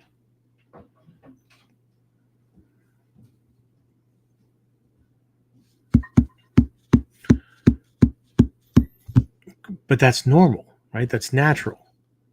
Right? If you want to look at everything, you're going to look at nothing. That's the way our brains are wired. Okay? So, uh, why so hard to realign thoughts? Well, it's because, well, there's a bunch of different faculties that are operating in there. And without getting too scientific about it, it's because we have decided that we're a certain type of person. And we've we've through perception and judgment and conceptualization processes, we have determined that certain things are good, certain things are bad, certain things are us, certain things are not us, those kind of things. And when we try to change that, okay, so here's the super simple description, right? We have given ego a snapshot of who and what we think we are and what we're not going to do, what we're not going to tolerate, whatever. Okay. And so that's back there in subconscious somewhere, right? And so when we try to do new things, it's like exercising. Okay. People confuse the pain from the exercise as being bad because anything that hurts can't be good. Hmm. Interesting. But swords are made by heating and pounding metal until we shape it and then grinding on it until it's polished and interesting, right? But it's that pain because we just tore micro muscle fibers and broke things down that causes the body. Now the body is not going to do anything. This is where a lot of people, if we miss pieces of, about the science, then things go amiss, right? It can take somebody's bodies, right? Physical bodies, 3 to as long as 13 weeks of consistent exercise to begin changing. Because at a certain point, when we stop using certain things, including mental faculties and all that, but in this case, physical exercise, there's certain enzymes in your fat cells and in your muscles that are designed to uh, burn fat, right, in the muscles or in the fat cells. To fat cells are like wiffle balls, right? So fat cells can go in and go right back out of these things. So there's an enzyme in there that links them. So now they can't get out. But there's another enzyme that's supposed to be in there that when the body has exhausted the sugar fuel, the glycogen in the muscles, and it's going to go into fat burning mode, it breaks that bond so the fat cells can go out into the bloodstream and get carried to the muscles to be able to use. But if we don't need those and we're not using them at a certain point, like when we're sleeping at night, the body uses protein and enzymes and things like that to rebuild or to repair certain areas, right? That shot of whiskey we had earlier, right? It's got to send some stuff over to the liver to fix that, all kinds of shit, right? So, um, if we're not eating a balanced diet, if we're not taking in enough protein and whatnot, the body will start using its own to repair, right? So that's where muscle atrophy and stuff like that comes in. Okay. We don't lose it. It got reallocated to other things, other repair. And some of these things, enzymes are just protein chains. Okay. And one of the first things to go are the enzymes in the muscles that are there to burn fat instead of sugar, and in the fat cells that are designed to break the bond that's holding these fat cells together so they can't get out, right? They're reallocated for repairs. And so the body needs enough consistent work for it to take you seriously. Oh, shit. He really is serious. He's going to keep doing this. She's going to keep doing this. Guess I need to put those things back. And until those things are back, we won't see any change in muscle growth, in the way we operate or anything like that, because the body has to put things back, which means that we have to endure nin, right? Nin. We have to endure the hardship as long as it takes for the effects to start occurring, right? So now, life wise, when we start to do different things, different habits, and all that, every time we do something, right? Well, that just feels weird. That doesn't feel like me, whatever, right? Of course it doesn't, right? Because every time we do something, there's again, it's overly simplified old science from Mikyo. It's known as the five skandhas.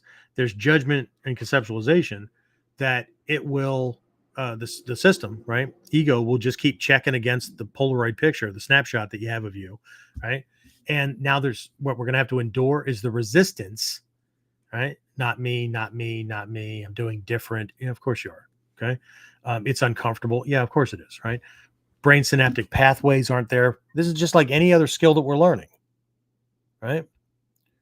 The people that succeed at martial arts are the ones who are willing to go through the frustration and the confusion and the uncoordination and all that kind of stuff until they figure it out. And at some point, it starts to become comfortable. It becomes easy. It becomes, well, of course I can do that. Yeah. Okay. And then do that long enough to where you have to look back at the way you used to do it and then try to duplicate that. Well, now you can't do it the same way.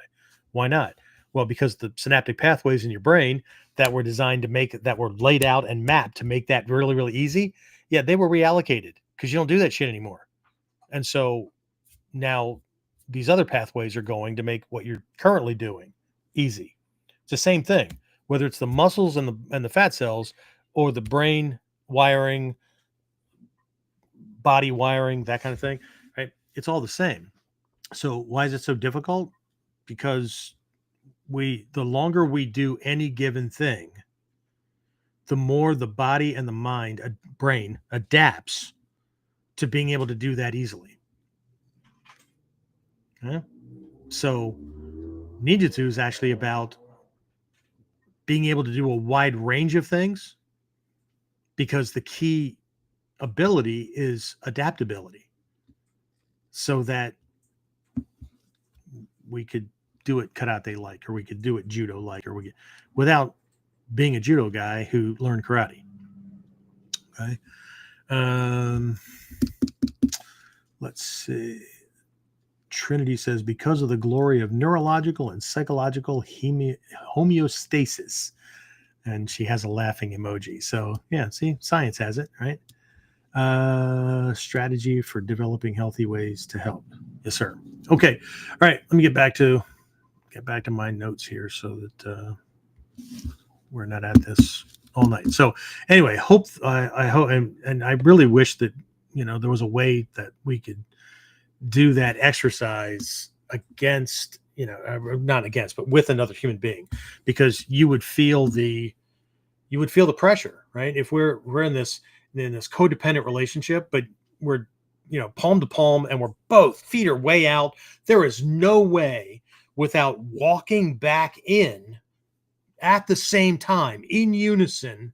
One person's going too fast, the other person's going too slow, or whatever. This shit's going to fall apart, right? You're going to feel the strain and all that kind of stuff. And then looking at the other person and saying, I trust you and I respect you, right? In that position, you say because you freaking have to. Because if you don't, if the other person's willing to crash and burn, you're going right along with them. Right? In that one where one is standing and the other one is leaning, right? And there's that dependency kind of thing. Okay. The guy that's standing, right? I trust you and I respect you. And again, when we do this as an exercise, everybody can get their kind of head wrapped around like, well, I meant it. I didn't feel anything weird and whatnot. Yeah. Okay. I'm only having you do this for a minute or three. Okay. Now imagine doing that for 6 months, 2 years, 20 years, whatever. Okay. Still feeling the same? Okay. Because remember, your body's also 20 years older. Your body's whatever. Okay. Anyway. All right. So what I want you to start taking a look at, if you're willing to play along, right, is to start recognizing these patterns, because recognizing these patterns, right, can empower us as warriors, right, to do everything from fostering healthier relationships to avoiding enabling behaviors to not damaging ourselves, where the heart's overriding fucking critical thinking and logic, right? But it will also empower us to make better decisions when we enter into relationships. Okay? Those of you who've been around for a while have probably heard me describe something that I said to my wife, and I was absolutely honest about it, and it happened, and I made my decision from there. And we just celebrated 17 years, been together 18. And that was that very early on when she started to, I don't know if it was hinting or just kind of the conversations just kept getting directed toward things being long term. And I was non-committal at that point. And it wasn't because I was playing or whatever. It's because I needed information. I needed to see. And I said, no, I'm not there yet. I'm not there to even begin the discussion yet, because I need to see you in two different states. I need to see you afraid, and I need to see you angry. And of course, she misunderstood. And she said, why would you want to make me angry, or why would you want to scare me? And I said, no, I didn't say I was going to do it. I need to see you in those two states in situations that involve us as a couple. Right now it's just boyfriend, girlfriend. But I need to see how you operate in those two states. Okay? And I get initial shock, need to establish some equilibrium, but I need to see how you operate. Okay? Because I'm looking for a partner. Okay? I'm looking for an equal, right? Because we're going to go through different points in our lives where we're going to be in these different positions. And I need to make sure that the person that I'm going to be with long term won't run, leaving me to have to handle everything anyway, or won't throw me under a fucking bus, right? So now I'm getting run over, but I'm going to have to fix it anyway, or it's my fault or whatever, right? I'm looking for a very specific person, and I don't have a lifetime to wait for them to maybe change into something else. So more important to me than the best looks ever, more important to me than whether or not she can cook or whatever. is how they handle stress and how they handle problems. Because if we enter into a relationship, to me, that's a partnership, and we're going to be solving things together. We've got to have each other's back. Okay? And she came to understand that, but it was a shock in the beginning because she was operating like most people did, including prior iterations of me who went through 3 other long-term relationships. Okay? And that was, oh, they like me. Well, I like them too. Yeah, let's do this. Interesting. Okay? Because there's a whole bunch of aspects to life, and one is problem solving. Right? Problem solving is a core skill that's necessary in relationship building, parenting children, balancing the budget and finances, living our lives. Okay? Just like the keyhole, no keyhole, right? Angling, timing, distancing, footwork, those kind of things are integral in everything else that we do physically. Okay. So, with that being said, let's just transition over to self-protection. Okay. And we'll take a look at some ethical considerations within martial arts context. Okay. So, earlier I discussed this idea that a fight or an attack situation is a relationship, it's a personal relationship. Now, I absolutely concede that it is a negative relationship. However, you have to position and make decisions about and relate to physically, mentally, emotionally, and all that, the shit that they're throwing at you. And you have to navigate that, just like they're going to have to do the same thing with what you're doing. Okay. So a lot of people have a hard time with this because they already believe that fights happen a certain way. Okay. I remember when MMA first came out in the context. I mean, I would say that Ninjutsu was MMA long before MMA was even a glint in anybody's eye. But when UFC first came out, it was invented by Hoist Gracie, right? Best ninja move ever when he convinced everybody that all fights go to the ground. By that point, I had been a military cop for quite a while, which means that 70% of the people that I ever arrested were trained killers. That was not my experience. Could they? Yeah. Always? Not by a long shot. Okay. But he convinced everybody. That was a sales pitch, right? All fights go to the ground. No. At least one person in most fights goes to the ground. Okay. But that's not a given either. Okay. Best ninja move. Convinced everybody that that was a truth to get everybody to do their style of jiu-jitsu. Interesting. Because Japanese jiu-jitsu, we call it jutai-jitsu, not the same. Not by a long shot. Look at all of our techniques. Right? All fights go to the ground. Shinden Fudo to you, Tagagi Yosho to you. Look at the kata. Really? And yet there's a lot of people that jumped over onto that ship or dual training because some part of them believes that that's true. And yet we have a whole multiple systems within the Bujinkan that's not even close to being true. You may start off on the ground, but we're not laying down. We're not entwined with each other. We're not in a wrestling position. We may start in Seiza, Zagamai, whatever, right? We're in a seated position, right? Anybody that trains that way, Zagamai, Seiza, and stuff like that, and has not evolved those techniques to be done while you're sitting in furniture, chair, couch, sofa, whatever you call it, where you live, whatever, okay, has done themselves a serious injustice. Okay. Because the reason they look the way they do is because they didn't have fucking Western furniture way back in the day when the stuff was invented. Okay. Again, our belief systems screwing with how things are done. But again, people who believe that fights always happen a certain way, right? You just need to put the gloves on, get in the ring, you duke it out. That's how you learn how to fight. Only if he's fighting the same way.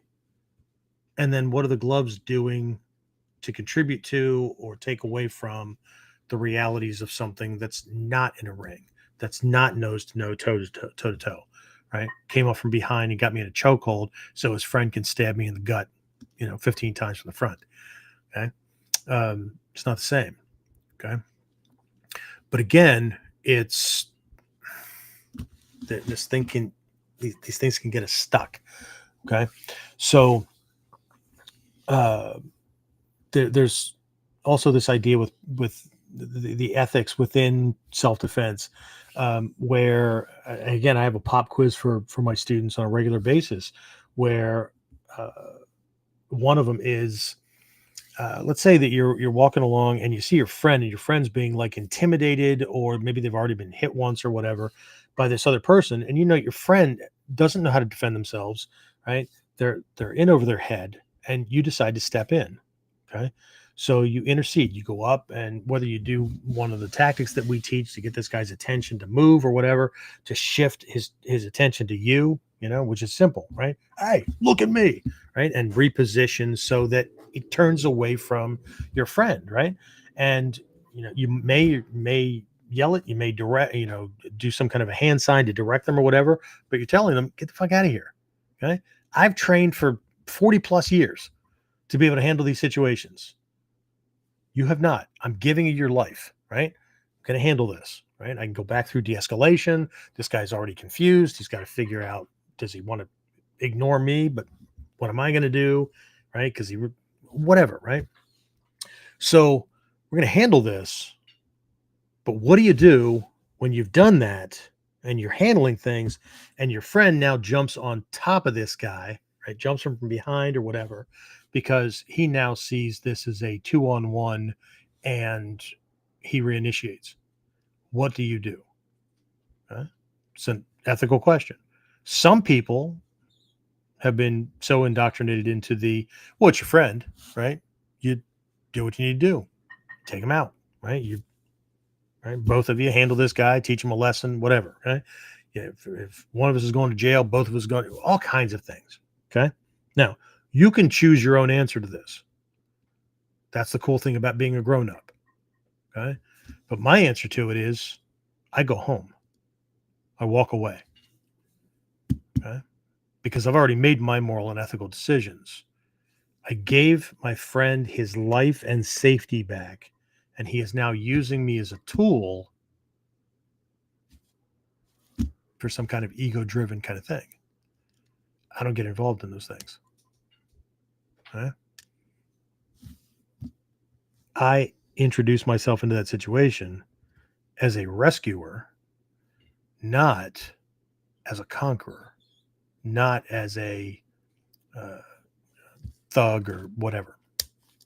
Okay. So, but that's mine. Okay.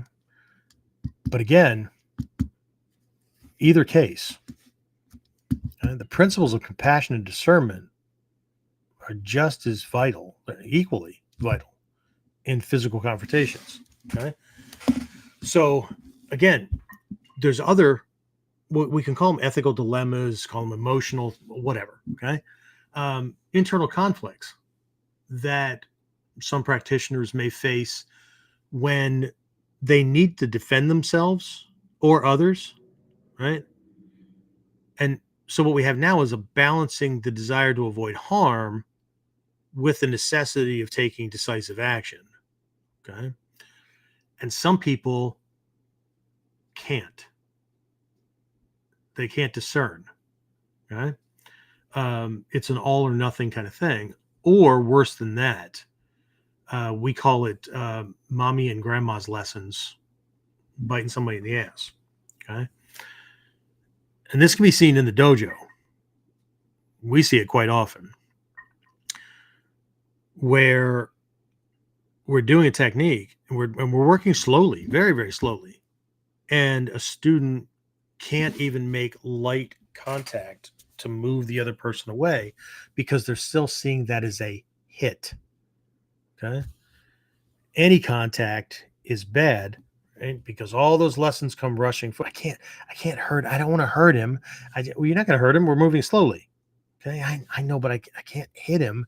And I can see it. I can see that everything's just twisted on the inside because mommy, grandma, teacher, mentor, who I don't care. Right? I don't care. Taught them and they accepted that one, they're a good person. Two, good people, nice people don't hit other people. Okay. It's not what nice people do. Okay. Now, I think most parents miss and maybe this is just a result of Mikyo training or whatever, but most miss the need to revisit lessons that were taught early as a child grows and their discernment faculties turn on, develop, grow. Um, and so, what we as human beings are often stuck with is lessons from very early on that then get in the way of, right? Again, Trinity and I were talking about this earlier, where some people don't have the benefit of developing an identity, right? Somebody in their family or their family itself, right, gave them one. This is who you are. Okay? This is what we do. Okay? It's no wonder they're stuck. But one of these is this: nice people don't hit, right? So I often have to teach the preteens, the teens, and even adults. Okay. All right. You're how old? Okay, good. It's time for the grown up lesson. The grown up lesson is nice people don't hit other nice people, not trying to hurt them, with one exception: martial arts and self defense training. Okay. But that other person is learning how to minimize, mitigate, whatnot, because you have assholes in the world that are going to attack you no matter how nice you are. So you better learn to ride things off, mitigate things, avoid, evade, those kind of things, right? Which fighters never pick up on because everything's a damn challenge, right? Force must be met with force. Hulk crush, whatever. Anyway, so what we're looking at here is an example, right? Where somebody can't bring themselves to do this thing to another person because they've got this block going on. Okay. And they may not even be able to describe it. But it took me a bunch of years and a bunch of work through the lessons that Mikio gives to be able to understand how this stuff manifests, to where it's the 3-year-old or the 6-year-old is driving the bus, right? There's an adult body. They've got adult rights and all that kind of stuff, but it's still a child driving because of something that they were taught or learned or got beaten into them or whatever way early on, and now they can't shift, right? And on the mandala, this is actually called an exit. So the first thing we do is get a sense of who we are and where we are in certain uh, on certain lines and things like that, right? So we can find ourselves or where we are generally on the mandala. And then because of those connections, we can work our way out and then work our way back to center, right? This exit is a point where somebody that they have to get off of that, because somebody who's been given an identity will have they've been convinced and they've come to believe that they're a certain way when they look at themselves or whatever, right? Any attempt at their actual internal desires, visions, or whatever, right, are just pushed aside because that's not appropriate, it's not right, it's whatever, it's not acceptable, whatever, okay? And so they think they're their starting point on the mandala, they think it's right, but nothing lines up. None of the connect, no work that they do works, right? Just creates more frustration, more more confusion, all kinds of things, right? And so eh, they have to find their true self to find the right starting point to be able to move out, to be able to do these things so that they can reestablish that sense of wholeness and whatnot. Okay. It's very different from the process of some people just jumping onto a religion or a philosophy or whatever, memorizing everything, and then assuming themselves enlightened or whatever because they can regurgitate all this stuff. Okay, well, great, but uh, we'll leave that alone. Got somebody that I'm dealing with that keeps revisiting us through email and messaging and whatnot on a regular basis. That I hope they're getting the help they need. We'll leave it at that. Anyway, so, um, but this thing in the dojo, right, is a reflection of something that can be really, really problematic in a self-defense situation. And that is, I have learned all the skills. I'm really good in the dojo, right? I have friends that help me out and all that kind of stuff. But when faced with the actual rage and violence, and I can smell this motherfucker, right? I can feel him, right? Every time he touches me or we come together or whatever, I can feel the sweat, those kind of things, right? Um, and it's time to apply the technique. I can't. I can't hurt another human being. Not speaking in third person. I'm speaking as though I were this type of person. Okay. Because I can in that moment, because I have already discerned that that's what's necessary.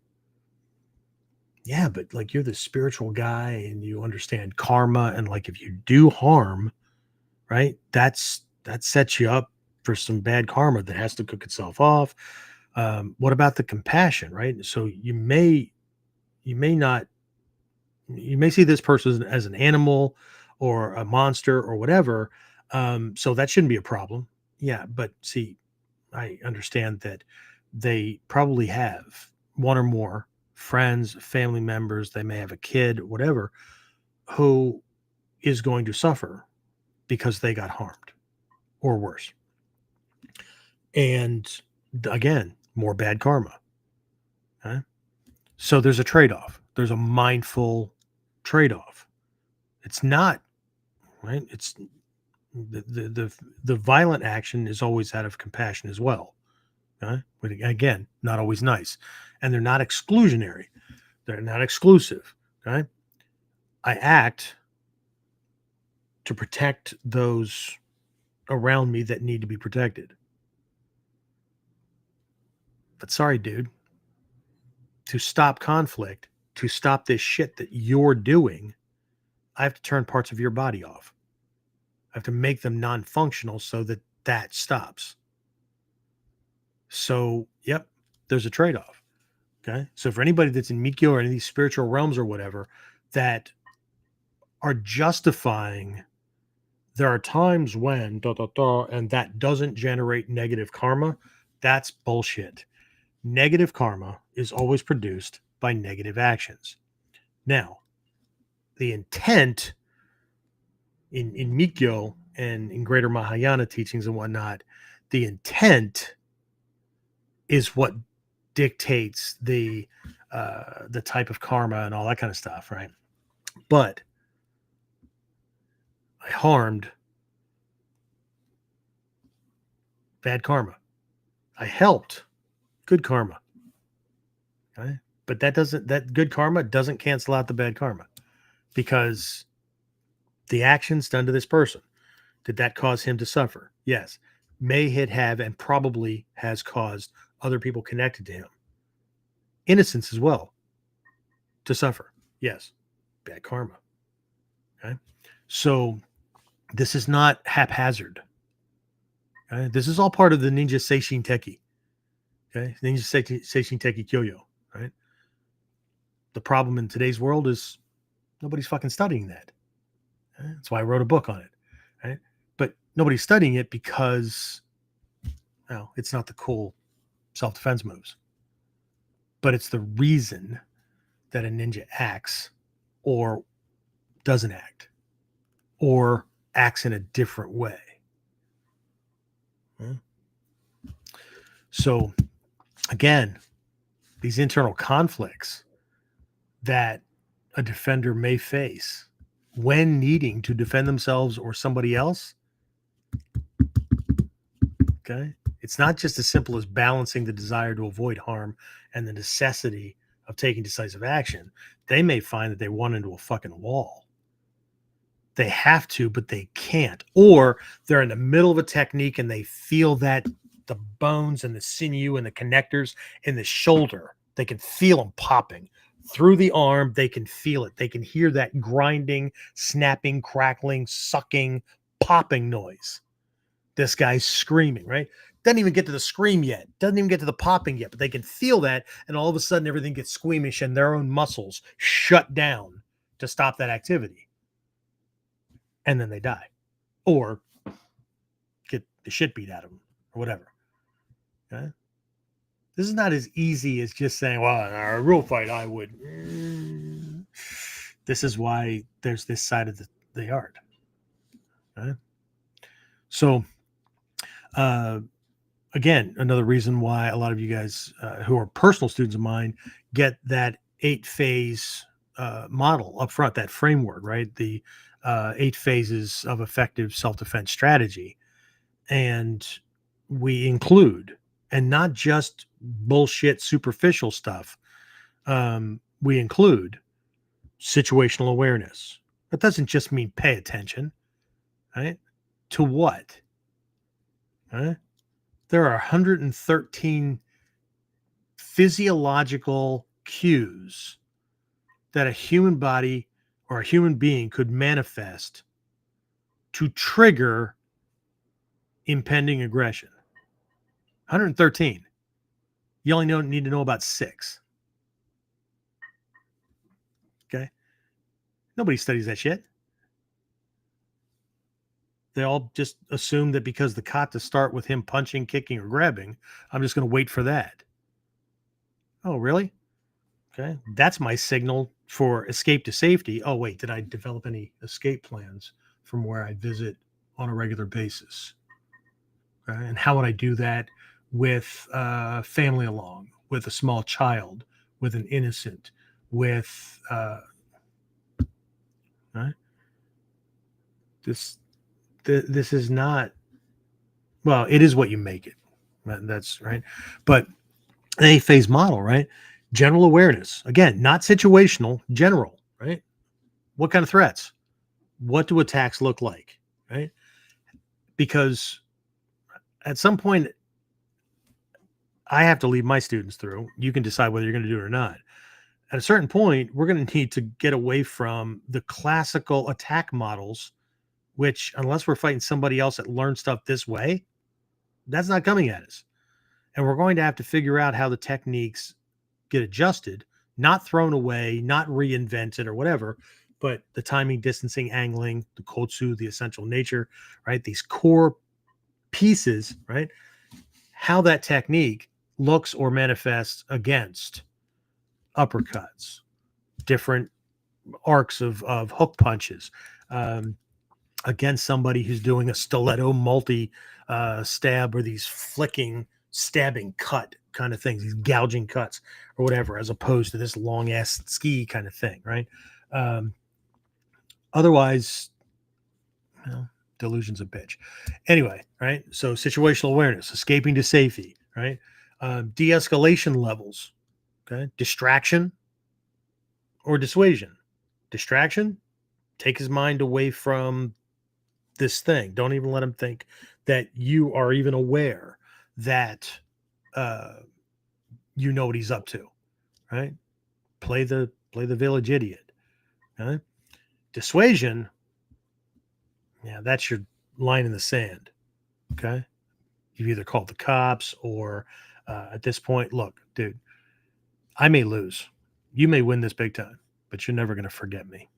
You're gonna remember my face for the rest of your freaking life. Okay. We take up that come I, whatever. Okay. Then if that doesn't work, right? Every one of these things is an opportunity to shut down this violence or potential for violence. And if we don't, it escalates to the next level. So every one of these things needs to be more than just a talking point. Right? Um, for some people, it goes from nothing to, well, it's, self defense is all about the fighting part. Really? Because I thought self defense had to do with keeping your life safe. And, uh, you know, we have radar, we have all kinds of things. There's layers. Okay? Because the last place I want to get to, which is a contradiction, or it sounds like a contradiction for martial arts people, right? Last place I want to get to is phase 6, actually physically having to handle this person. It's the greatest chance for things to go wrong.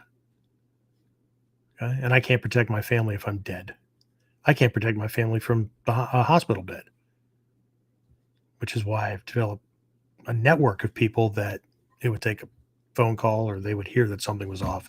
And several of them would drop what they were doing, reposition themselves, or at least be checking in to make sure that the family was okay in my absence, to make sure that they were safe.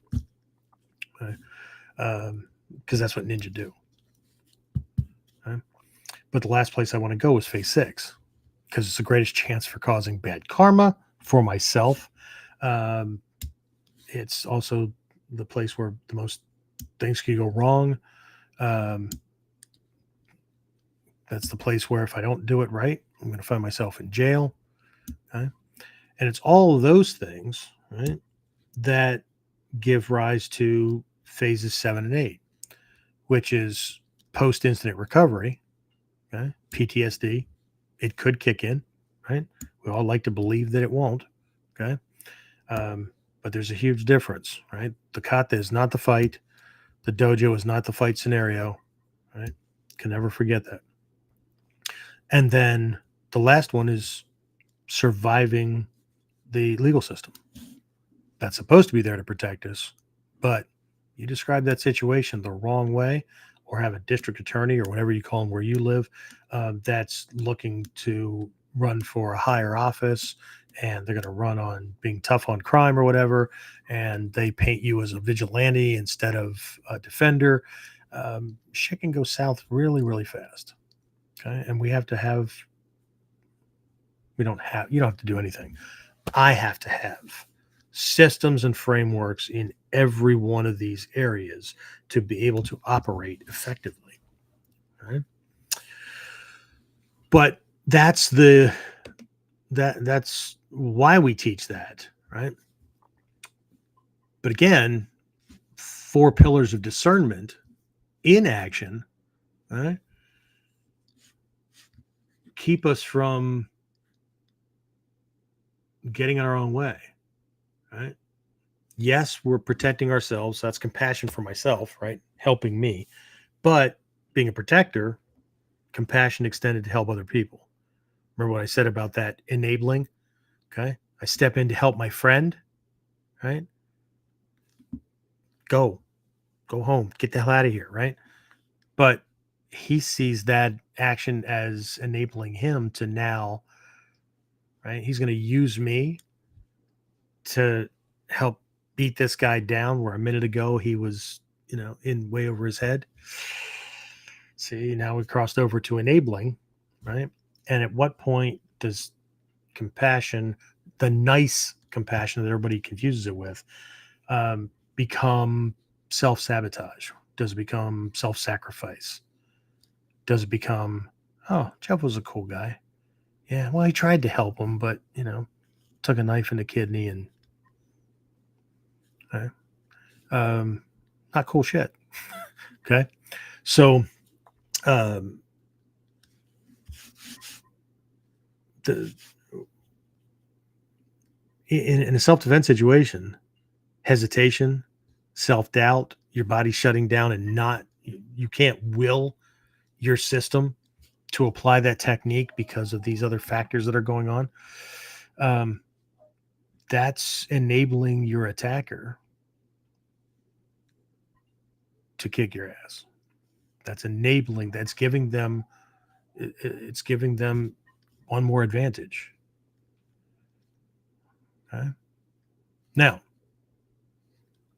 being the brutal, uncaring killer that we all fantasize ourselves to be, right?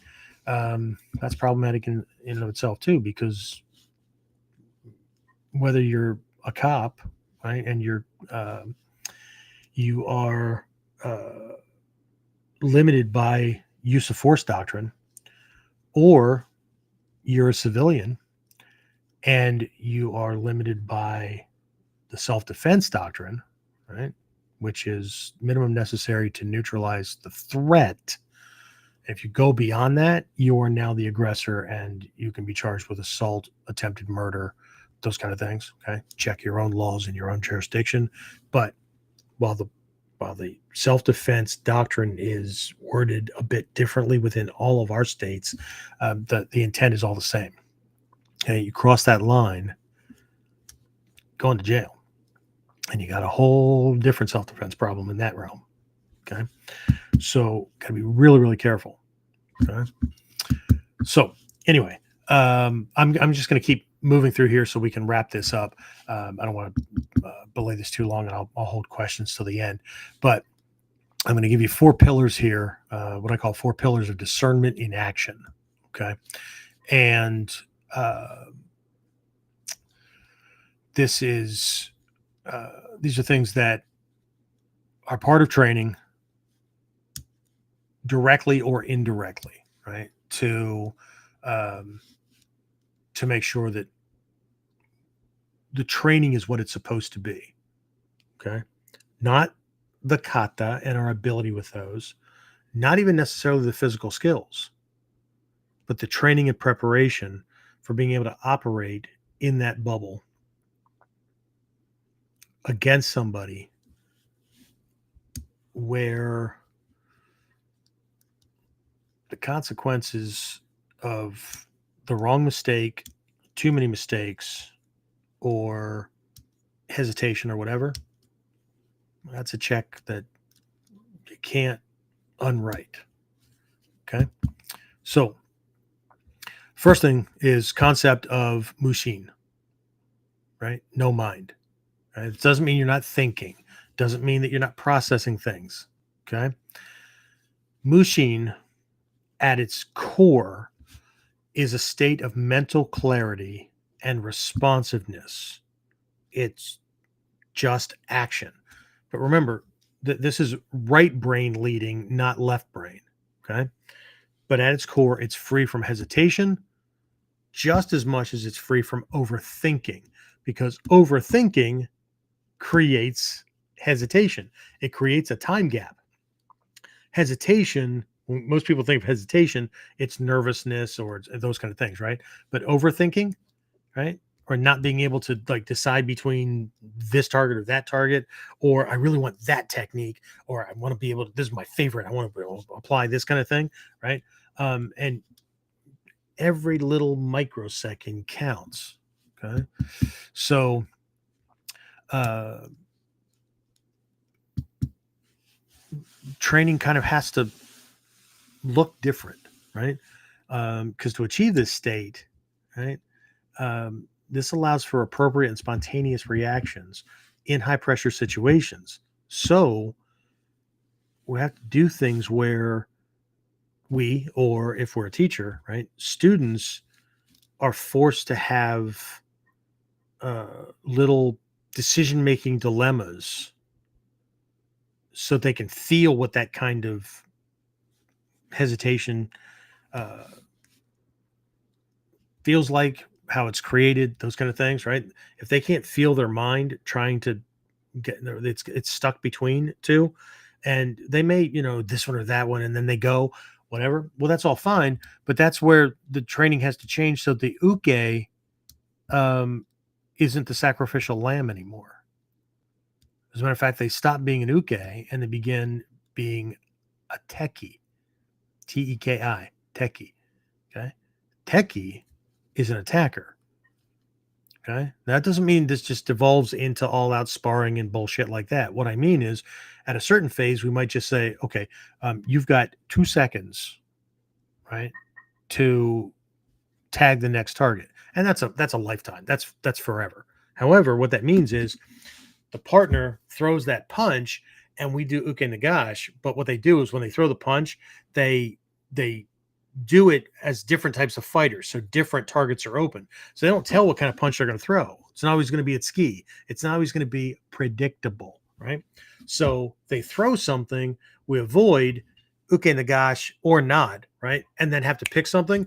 But as soon as they throw it, they go 1,000, 2 1,000. And if you haven't chosen something, they reach out, tap you on the forehead or poke you in the chest or whatever, which says too late. And then that gets dropped to 1,000, and then it gets dropped to 1 tag.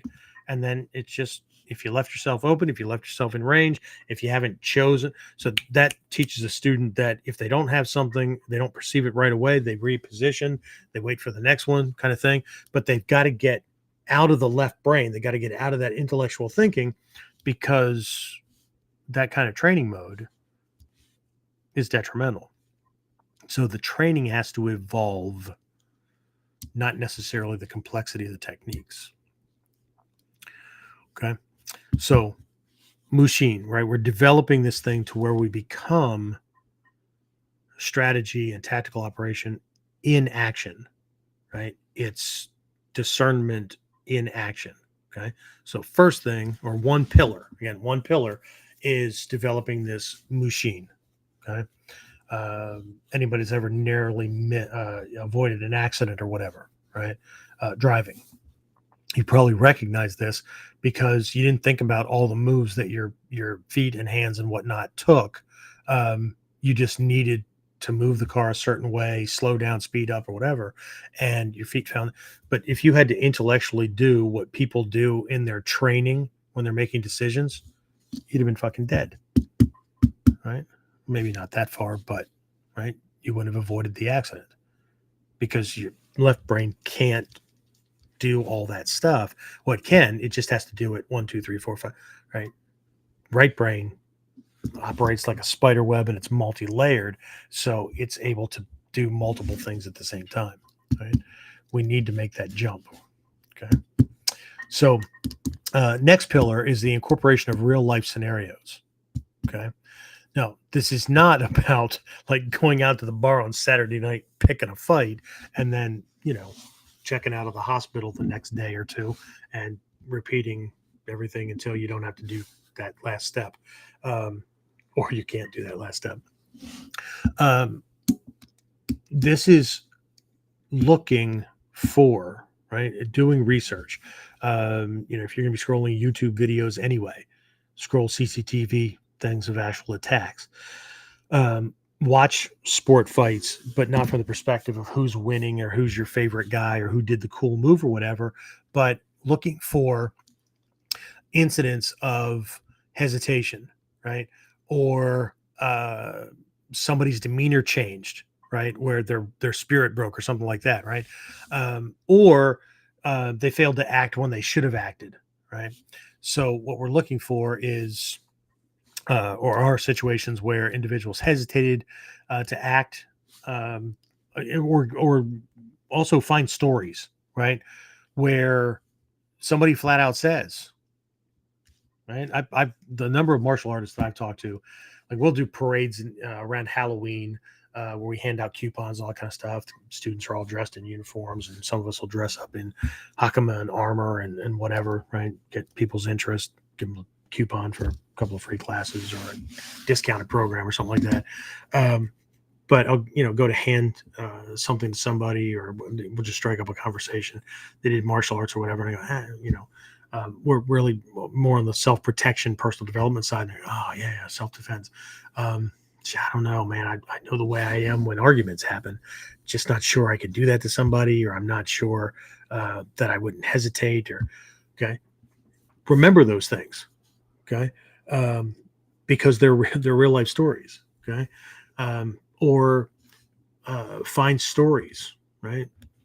Victim stories where people hesitated to act due to ingrained beliefs or fears or whatever, okay? Because these kind of things illustrate the consequences of inaction, just in case you're not clear about them. But it's not just about talking about this at a high level. What does that look like? Because somebody may have not acted or they may have hesitated because of one type of ingrained belief or fear, and somebody else, that hesitation was caused by a different ingrained belief or fear, right? We need to know how these things can manifest. Okay. One of my guys, Mike Guzik, he's a Jesuit priest from upstate New York. Um, at the bottom of his emails, used to be one thing. I think he just recently changed it. Um, who the hell said it? I can't remember who the quote's from, but it said the quote is learn from the mistakes of others because you might not live long enough to learn from your own. Okay. And what Hatsumi Sensei has taught me, and what other of the master teachers have taught me, is to use other people's mistakes. Right? Look at these crime reports or look at these attacks and whatnot, and don't just write it off as, well, what I would have done. What? Make sure you're not making that fucking mistake. Right? Engineered training or drills or randori sessions or whatever, where you're forced into that act or no act kind of situation, right? Because it's only under, just like I told my wife, right? It's only under fear and anger where we become ourselves. What's in subconscious storehouse comes forward because the facade, the control mechanism that's keeping that shit at bay and allowing ego to believe that it's got its shit together and it's perfect and it's all that kind of stuff, right? It drops. And when it drops, the real us comes out. Okay. And we can, going back to the nin symbol, right? In society, we can hide that shit with little to no consequence. On the real battlefield, that could be the thing that gets you killed. Not lack of skill, not lack of agility, not lack of muscle, not lack of all those things that people put as the thing that's going to allow them to survive. It could be that little thing that got ingrained when we were 5 years old, pops up at the wrong time. Okay? This person looks like somebody. Hell, one better than that. They are somebody you absolutely love, and they've popped a fucking gasket and they're coming at you. And you can't bring yourself to do what needs to be done.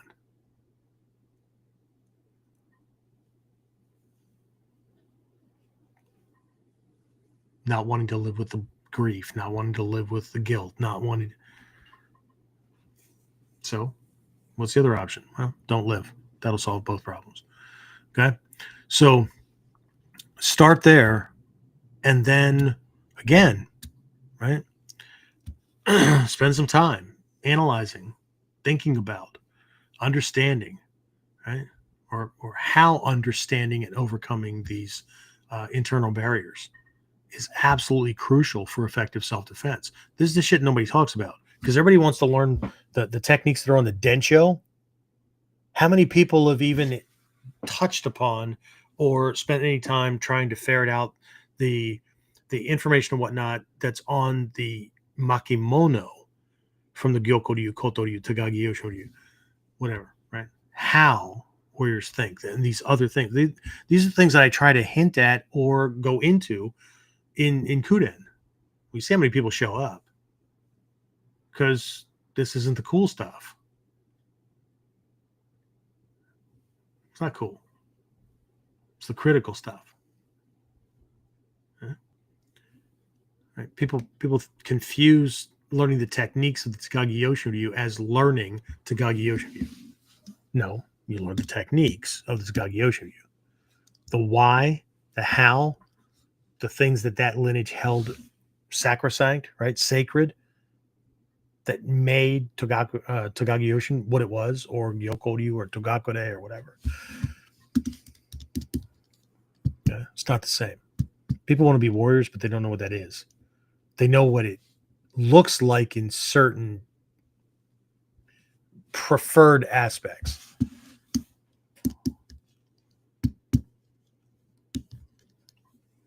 But again, that old phrase from a mentor of mine a bunch of years ago. His name was Zig Ziglar. I know, what a name, right? He said, if you aim for nothing, you'll hit it every time. People want to be a warrior, but they can't define it, or they vaguely define it. Okay? But how do you know whether you are or not? Most people don't know whether they are or not. They just decide that they are. Not the same. Okay. And then, of course, you want to make sure that you're creating the drills, or you're looking much more deeply into the techniques. Right. One of the things that I've been working on with my students with regard to the sanshin and chino kata. They've gotten past the step back, pendulum swing, come into strike, that kind of thing, right? But where does the lead hand go? Where does it point? Well, it points at his heart. Why? Well, because he's doing it ski from 13th century, 14th, 16th century Japan, and things just naturally line up. Your hand is pointing at his heart because it's at a position that stops him from drawing a sword, or puts your hand in a place where you can jam that quickly. Okay. But what if that's not there? What if he's in 2025 and it's a jab or a right cross or whatever, and he's just going to pummel you with the next one? Okay. Well, now that lead hand belongs between me and the next thing that's coming, because my first move made him miss a shot. So now this is covering the next one. So it makes that more difficult. And then as I move in to do the pendulum shot, what is my lead hand doing? My lead hand should be passing by his face or coming up near his eyes. So it creates this distraction that covers the entry, the penetration of that strike. Otherwise, he can fucking see it coming, and unless he's half conscious or whatever, he's even instinctively, his body's going to flinch and pull to minimize impact, to cut down on the amount of damage or whatever. There's just so much that is not in the technique descriptions right? And so this is where we bridge the gap with, coming to class, making sure that you're getting those lessons, right? If you're not living close to us or whatever, that's what the master classes are for. Okay. So, again, we've got these pillars worked in where I'm talking about things that lead to Mushin. We've got the new book out with the Seishin Teki Kyoyo, the Whiteboard Wednesdays, right? Take these things and pull out something that makes it easier to get your head wrapped around, especially with regards to the martial side of things, right? Strategic thinking, tactical operations, that kind of thing. And then that all leads to the masterclass on Friday, where I can introduce techniques that, in this case, disrupt an opponent's strategy, focusing on control and protection rather than aggression, right? Again, compassion, right? For my fourth dans, and I inherited this from teachers before me, I didn't just make this shit up. At fourth dan, students learned to apply techniques in a way that actually borders on dissuasion more than just destroying the person. Okay. What I mean by that is, let's say I get the person on the floor and I get his arm manipulated into this bent position. The floor's here. I've got a foot in a position to keep his arm from slipping out from this, right? And I'm applying a takeori. Okay. And what I do is I apply this thing in a way that he gets it, right? That I've got control. Okay. But there has to be a certain angle to the hand, and you play with this in class, right? Play with this on your own. Okay. You find that position where it's uncomfortable, but if he moves away from you to run, he can slip it and get out, but he's moving away from you. Okay. But if he turns to come at you, he, not you, exacerbates this as far as it would need to go. The harder and faster he comes, the more chances are that this thing's going to blow apart. But like put students in these positions and then, okay, reach. Some people will just go, I don't want to. That hurts bad enough. Well, I'm not going to do anything to you. I'm not going beyond this. Okay. As a matter of fact, I'll back off a little bit. Okay. And all I want you to do is take your free hand, leg, whatever, and reach to touch me. So they get the idea that if he takes the shot, this gets worse. And I didn't do anything. I just held it. Okay. Because at that level, I want my students to not just be proficient with the technique, but proficient in a way that exemplifies the self-defense doctrine so that witnesses and the police have no reason to believe that you two were fighting and that you crossed the line, that it was his actions that caused his damage, not yours. So now we're using phase 6. What I have for my advanced students, that 8 phases of self-defense strategy that I gave you, right?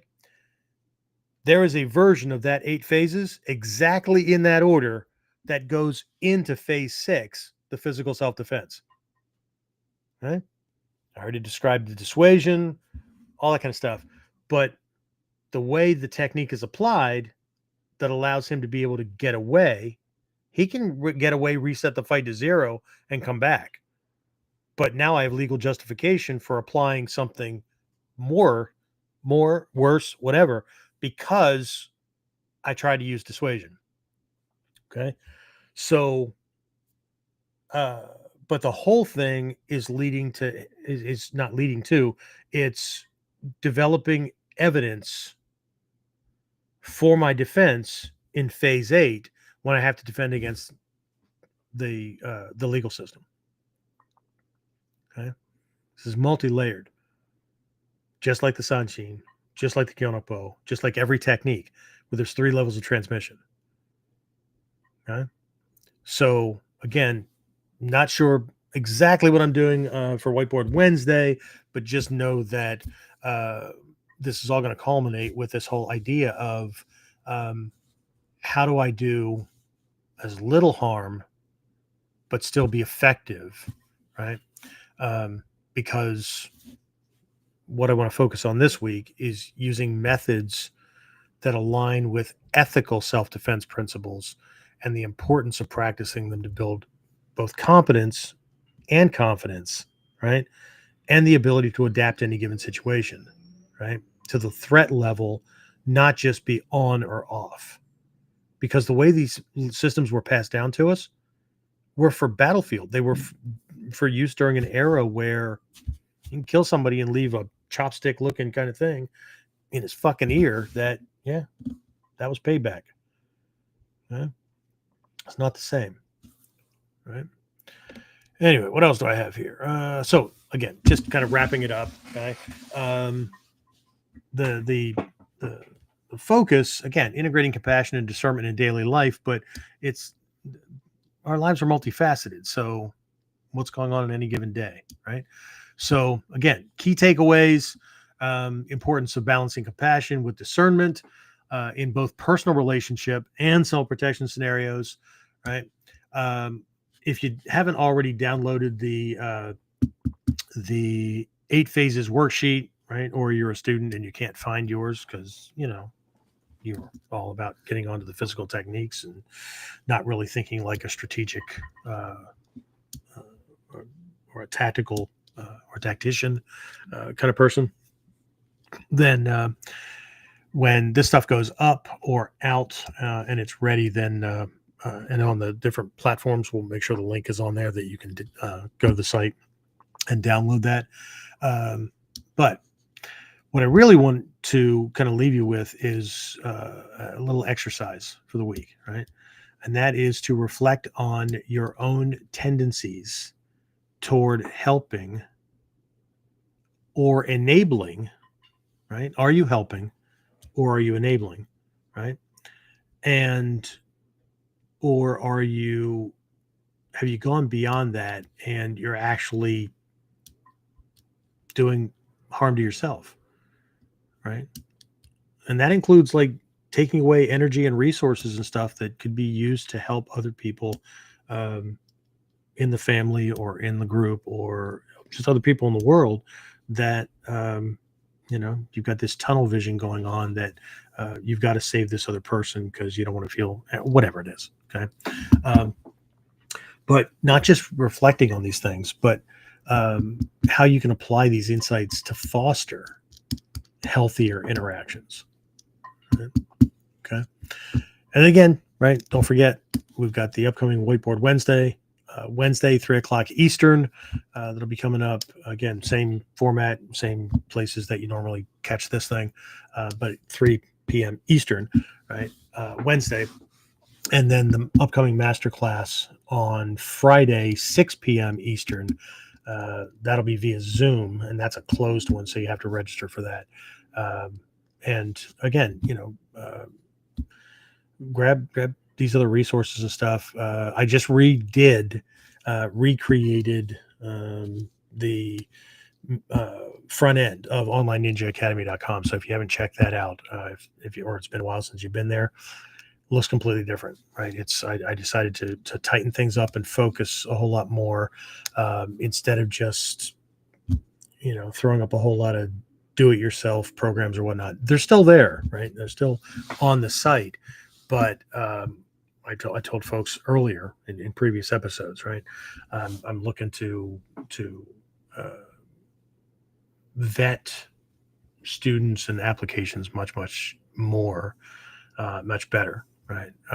Because what I'm really looking for are folks who have a well-defined goal, or at least one that's defined enough that uh, they're not going to be a dabbler. Okay, they're tired of doing that route or doing the same shit the same way, and they're looking to see just how deep the rabbit hole can go. Okay, so we'll just wrap this up. I'll switch this over here as soon as I switch my screen here. Take some questions or comments or whatever. But again, what I want to invite you to do with this is to deepen your understanding and practice of not just these principles, but the shit that makes ninjutsu not just another martial arts choice among martial arts choices. It's so much deeper than most people can imagine. Okay? So, not everybody's cup of tea, but if that's your thing, then I invite you to kind of reach out and touch base, and we'll talk about where you are and where you want to go. Okay. And if not, then no harm, no foul in that direction either. Right. You'll ultimately do you anyway. Right. All right. So again, I'm still my own producer here. So let me bring this thing up. Let's see. If you have any last minute questions or comments, now would be the one. Now would be the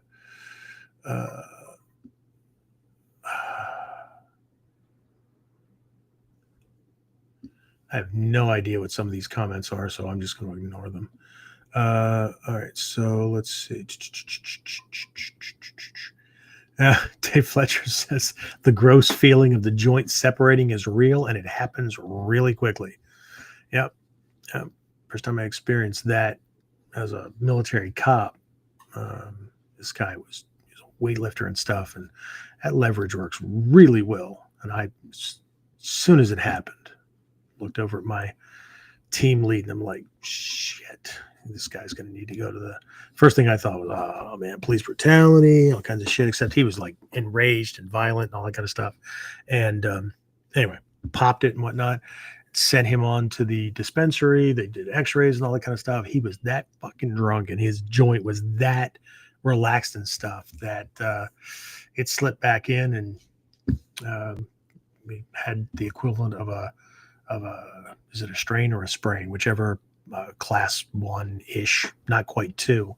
So it was no longer dislocated, and he wasn't as bad as I thought it was. But yeah, when we describe that grinding, crackling, sucking, popping noise, or in anything, it comes from experience, not dojo experience. Let's see. Trinity says, would it be different in a rescue situation if one of the uncles needed help? Would you want them to stay because you can trust what they know, or would you rather deal with it alone? Okay. So your uncles, right? So Trin has lots of uncles that are not familial uncles, but they're in our family, right? So now, would I want them to stay and help? Well, they're already trained, so I wouldn't be stepping in unless I thought they needed me. Okay. I'm not going to insert myself in there and turn this into a 2-on-1 kind of thing because, again, there are legal consequences to that. Right. Um, might I help with restraint and things like that? Maybe. Again, it's going and this is why it's important to think about scenarios like this and then uh, develop plans so you don't have to make up the shit on the spot. I often talk about one, like if I'm walking up the street and I park my car, I'm walking up the street and I see somebody being jumped, right? And I've assessed that it's not 2-on-1 where they're wrestling down the bad guy because everybody wants to rush in and help, right? But it's somebody being attacked and whatever. Okay. Um, my limit is 3.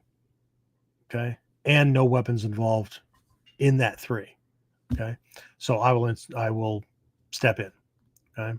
After that, or if there are weapons involved, then I find a vantage point where I can serve as a good witness um, for the court case afterwards.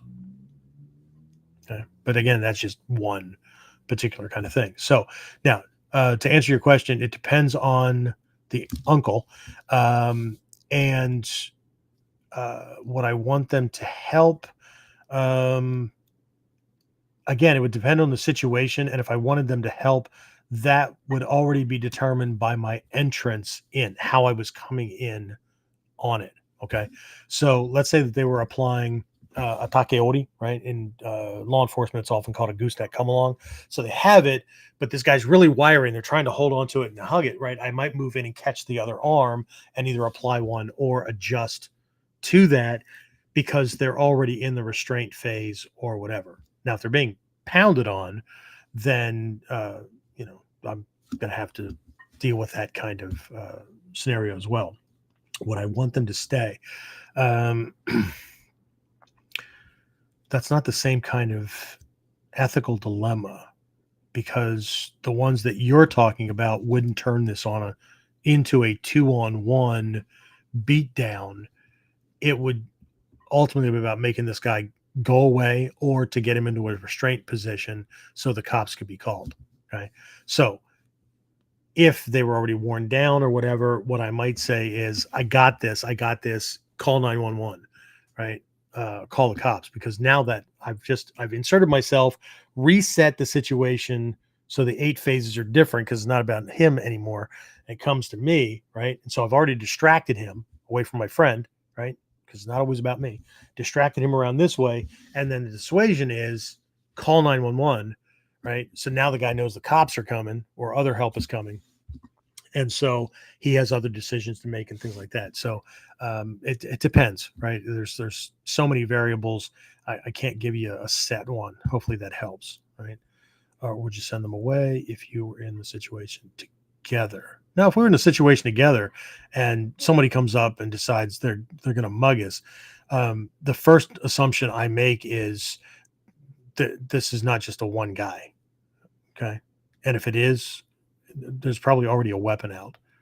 Right. Um, so again, this is another aspect of training as well with situational awareness. And I've covered this in previous Whiteboard Wednesdays and Friday master classes where we stay on the move, not just to make it harder for him to hit us, but so I get a panoramic view of my surroundings for potential allies for him or witnesses and what angles of what the sight lines are that they're going to be able to see. So if I need to do something, right, I can make sure that it's hidden, right, from cameras, them, whatever. But my first pass, I'm looking for potential allies for him, and allies could also be the Good Samaritan.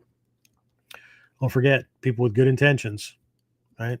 If when they looked, you're in a superior position, or this asshole starts yelling, "Ah, he's hurting me," right? He goes into wussy mode. Good Samaritan can come in and become a problem. And they're not going to take your word for it. I had that problem when I was a police officer. Plainclothes cops get assaulted or restrained or whatever by well-meaning people all the time. Okay. So let's see, Terrence, what were the 4 pillars of action again? Discernment in action. No, developing Mushin, right? Make sure that your training develops Mushin. Jump back over here. Dude, I hate when you do this to me because you could just listen to the recording again. Where was I? So developing the no mind Mushin, the action and thought become one. Learning from real life scenarios, right? Developing, understanding the importance of discernment and developing that skill, being able to tell right from wrong, good or bad or whatever, not like the inner child that's still like, good is nice, it feels good, that kind of thing, right? And bad is always ugly and it hurts and whatever. Okay. Compassion has to be tempered with the ability to make tough decisions, right? And so it's that importance of discernment. And you're in the MECO training, so this is a non-negotiable. Okay. And then making sure that you're getting the training you need. Okay. So we do it by preparing students through Whiteboard Wednesday and the master classes, but making sure that you're getting training in these areas and it's not just about learning techniques. Right. This is the moral and ethical side. This is the heart side of the NIN. Right. This is, this is also, it's not that the master classes point in that direction, but the real life scenarios kind of thing is recognizing that this is self-defense is not it's not all about physical, right? I know most of you that are on this that comment and whatnot. And I know most of my students well enough that I know that you have that compassionate side, right? You want to help, you want to be a benefit in the world, right? You want to be the person that's out there, helping to save people that are in need, and people that are making bad life decisions and whatnot that are close to you and stuff. You want to help them, make better decisions, live a better life, all that kind of stuff. But so this discernment isn't just for the dojo, right? Life is our dojo. Always. Okay. Remember, dojo. Okay. Translates conventionally to training hall. Okay. But the kanji mean a place where enlightenment takes place. Okay. Which is anywhere you are or anywhere you go, there you are. Okay. Let's see. So hopefully that cleared that up, and you're welcome. And I think that's it. So, oh, guys, you guys are weird, right? You just pulled another 3-hour one with me, give or take. So let's go ahead and wrap this up. Hopefully I'll see some of you on for Whiteboard Wednesday this week coming up. We'll have that information out to you tomorrow later and then into Wednesday. It's a short week and I'm coming off of vacation. I tried to get some work done while I was out. Had a couple of computer glitches, and internet on cruises is not all that it could be. Although this time it was way better because they're actually tapped into Starlink, so that was cool. But I've got a lot to do. So, Terrence, I'll be checking in with you tomorrow. Trin, I hope that podcast thing goes well. Dave, I'll see you in class. So, yeah, anyway, we'll go ahead and wrap this one up, and I will see everybody again. Wednesday, Friday, or at the very least next week on KUDEN. Get more of KUDEN Radio. Subscribe through your favorite podcasting site or join our clan of serious modern warriors at online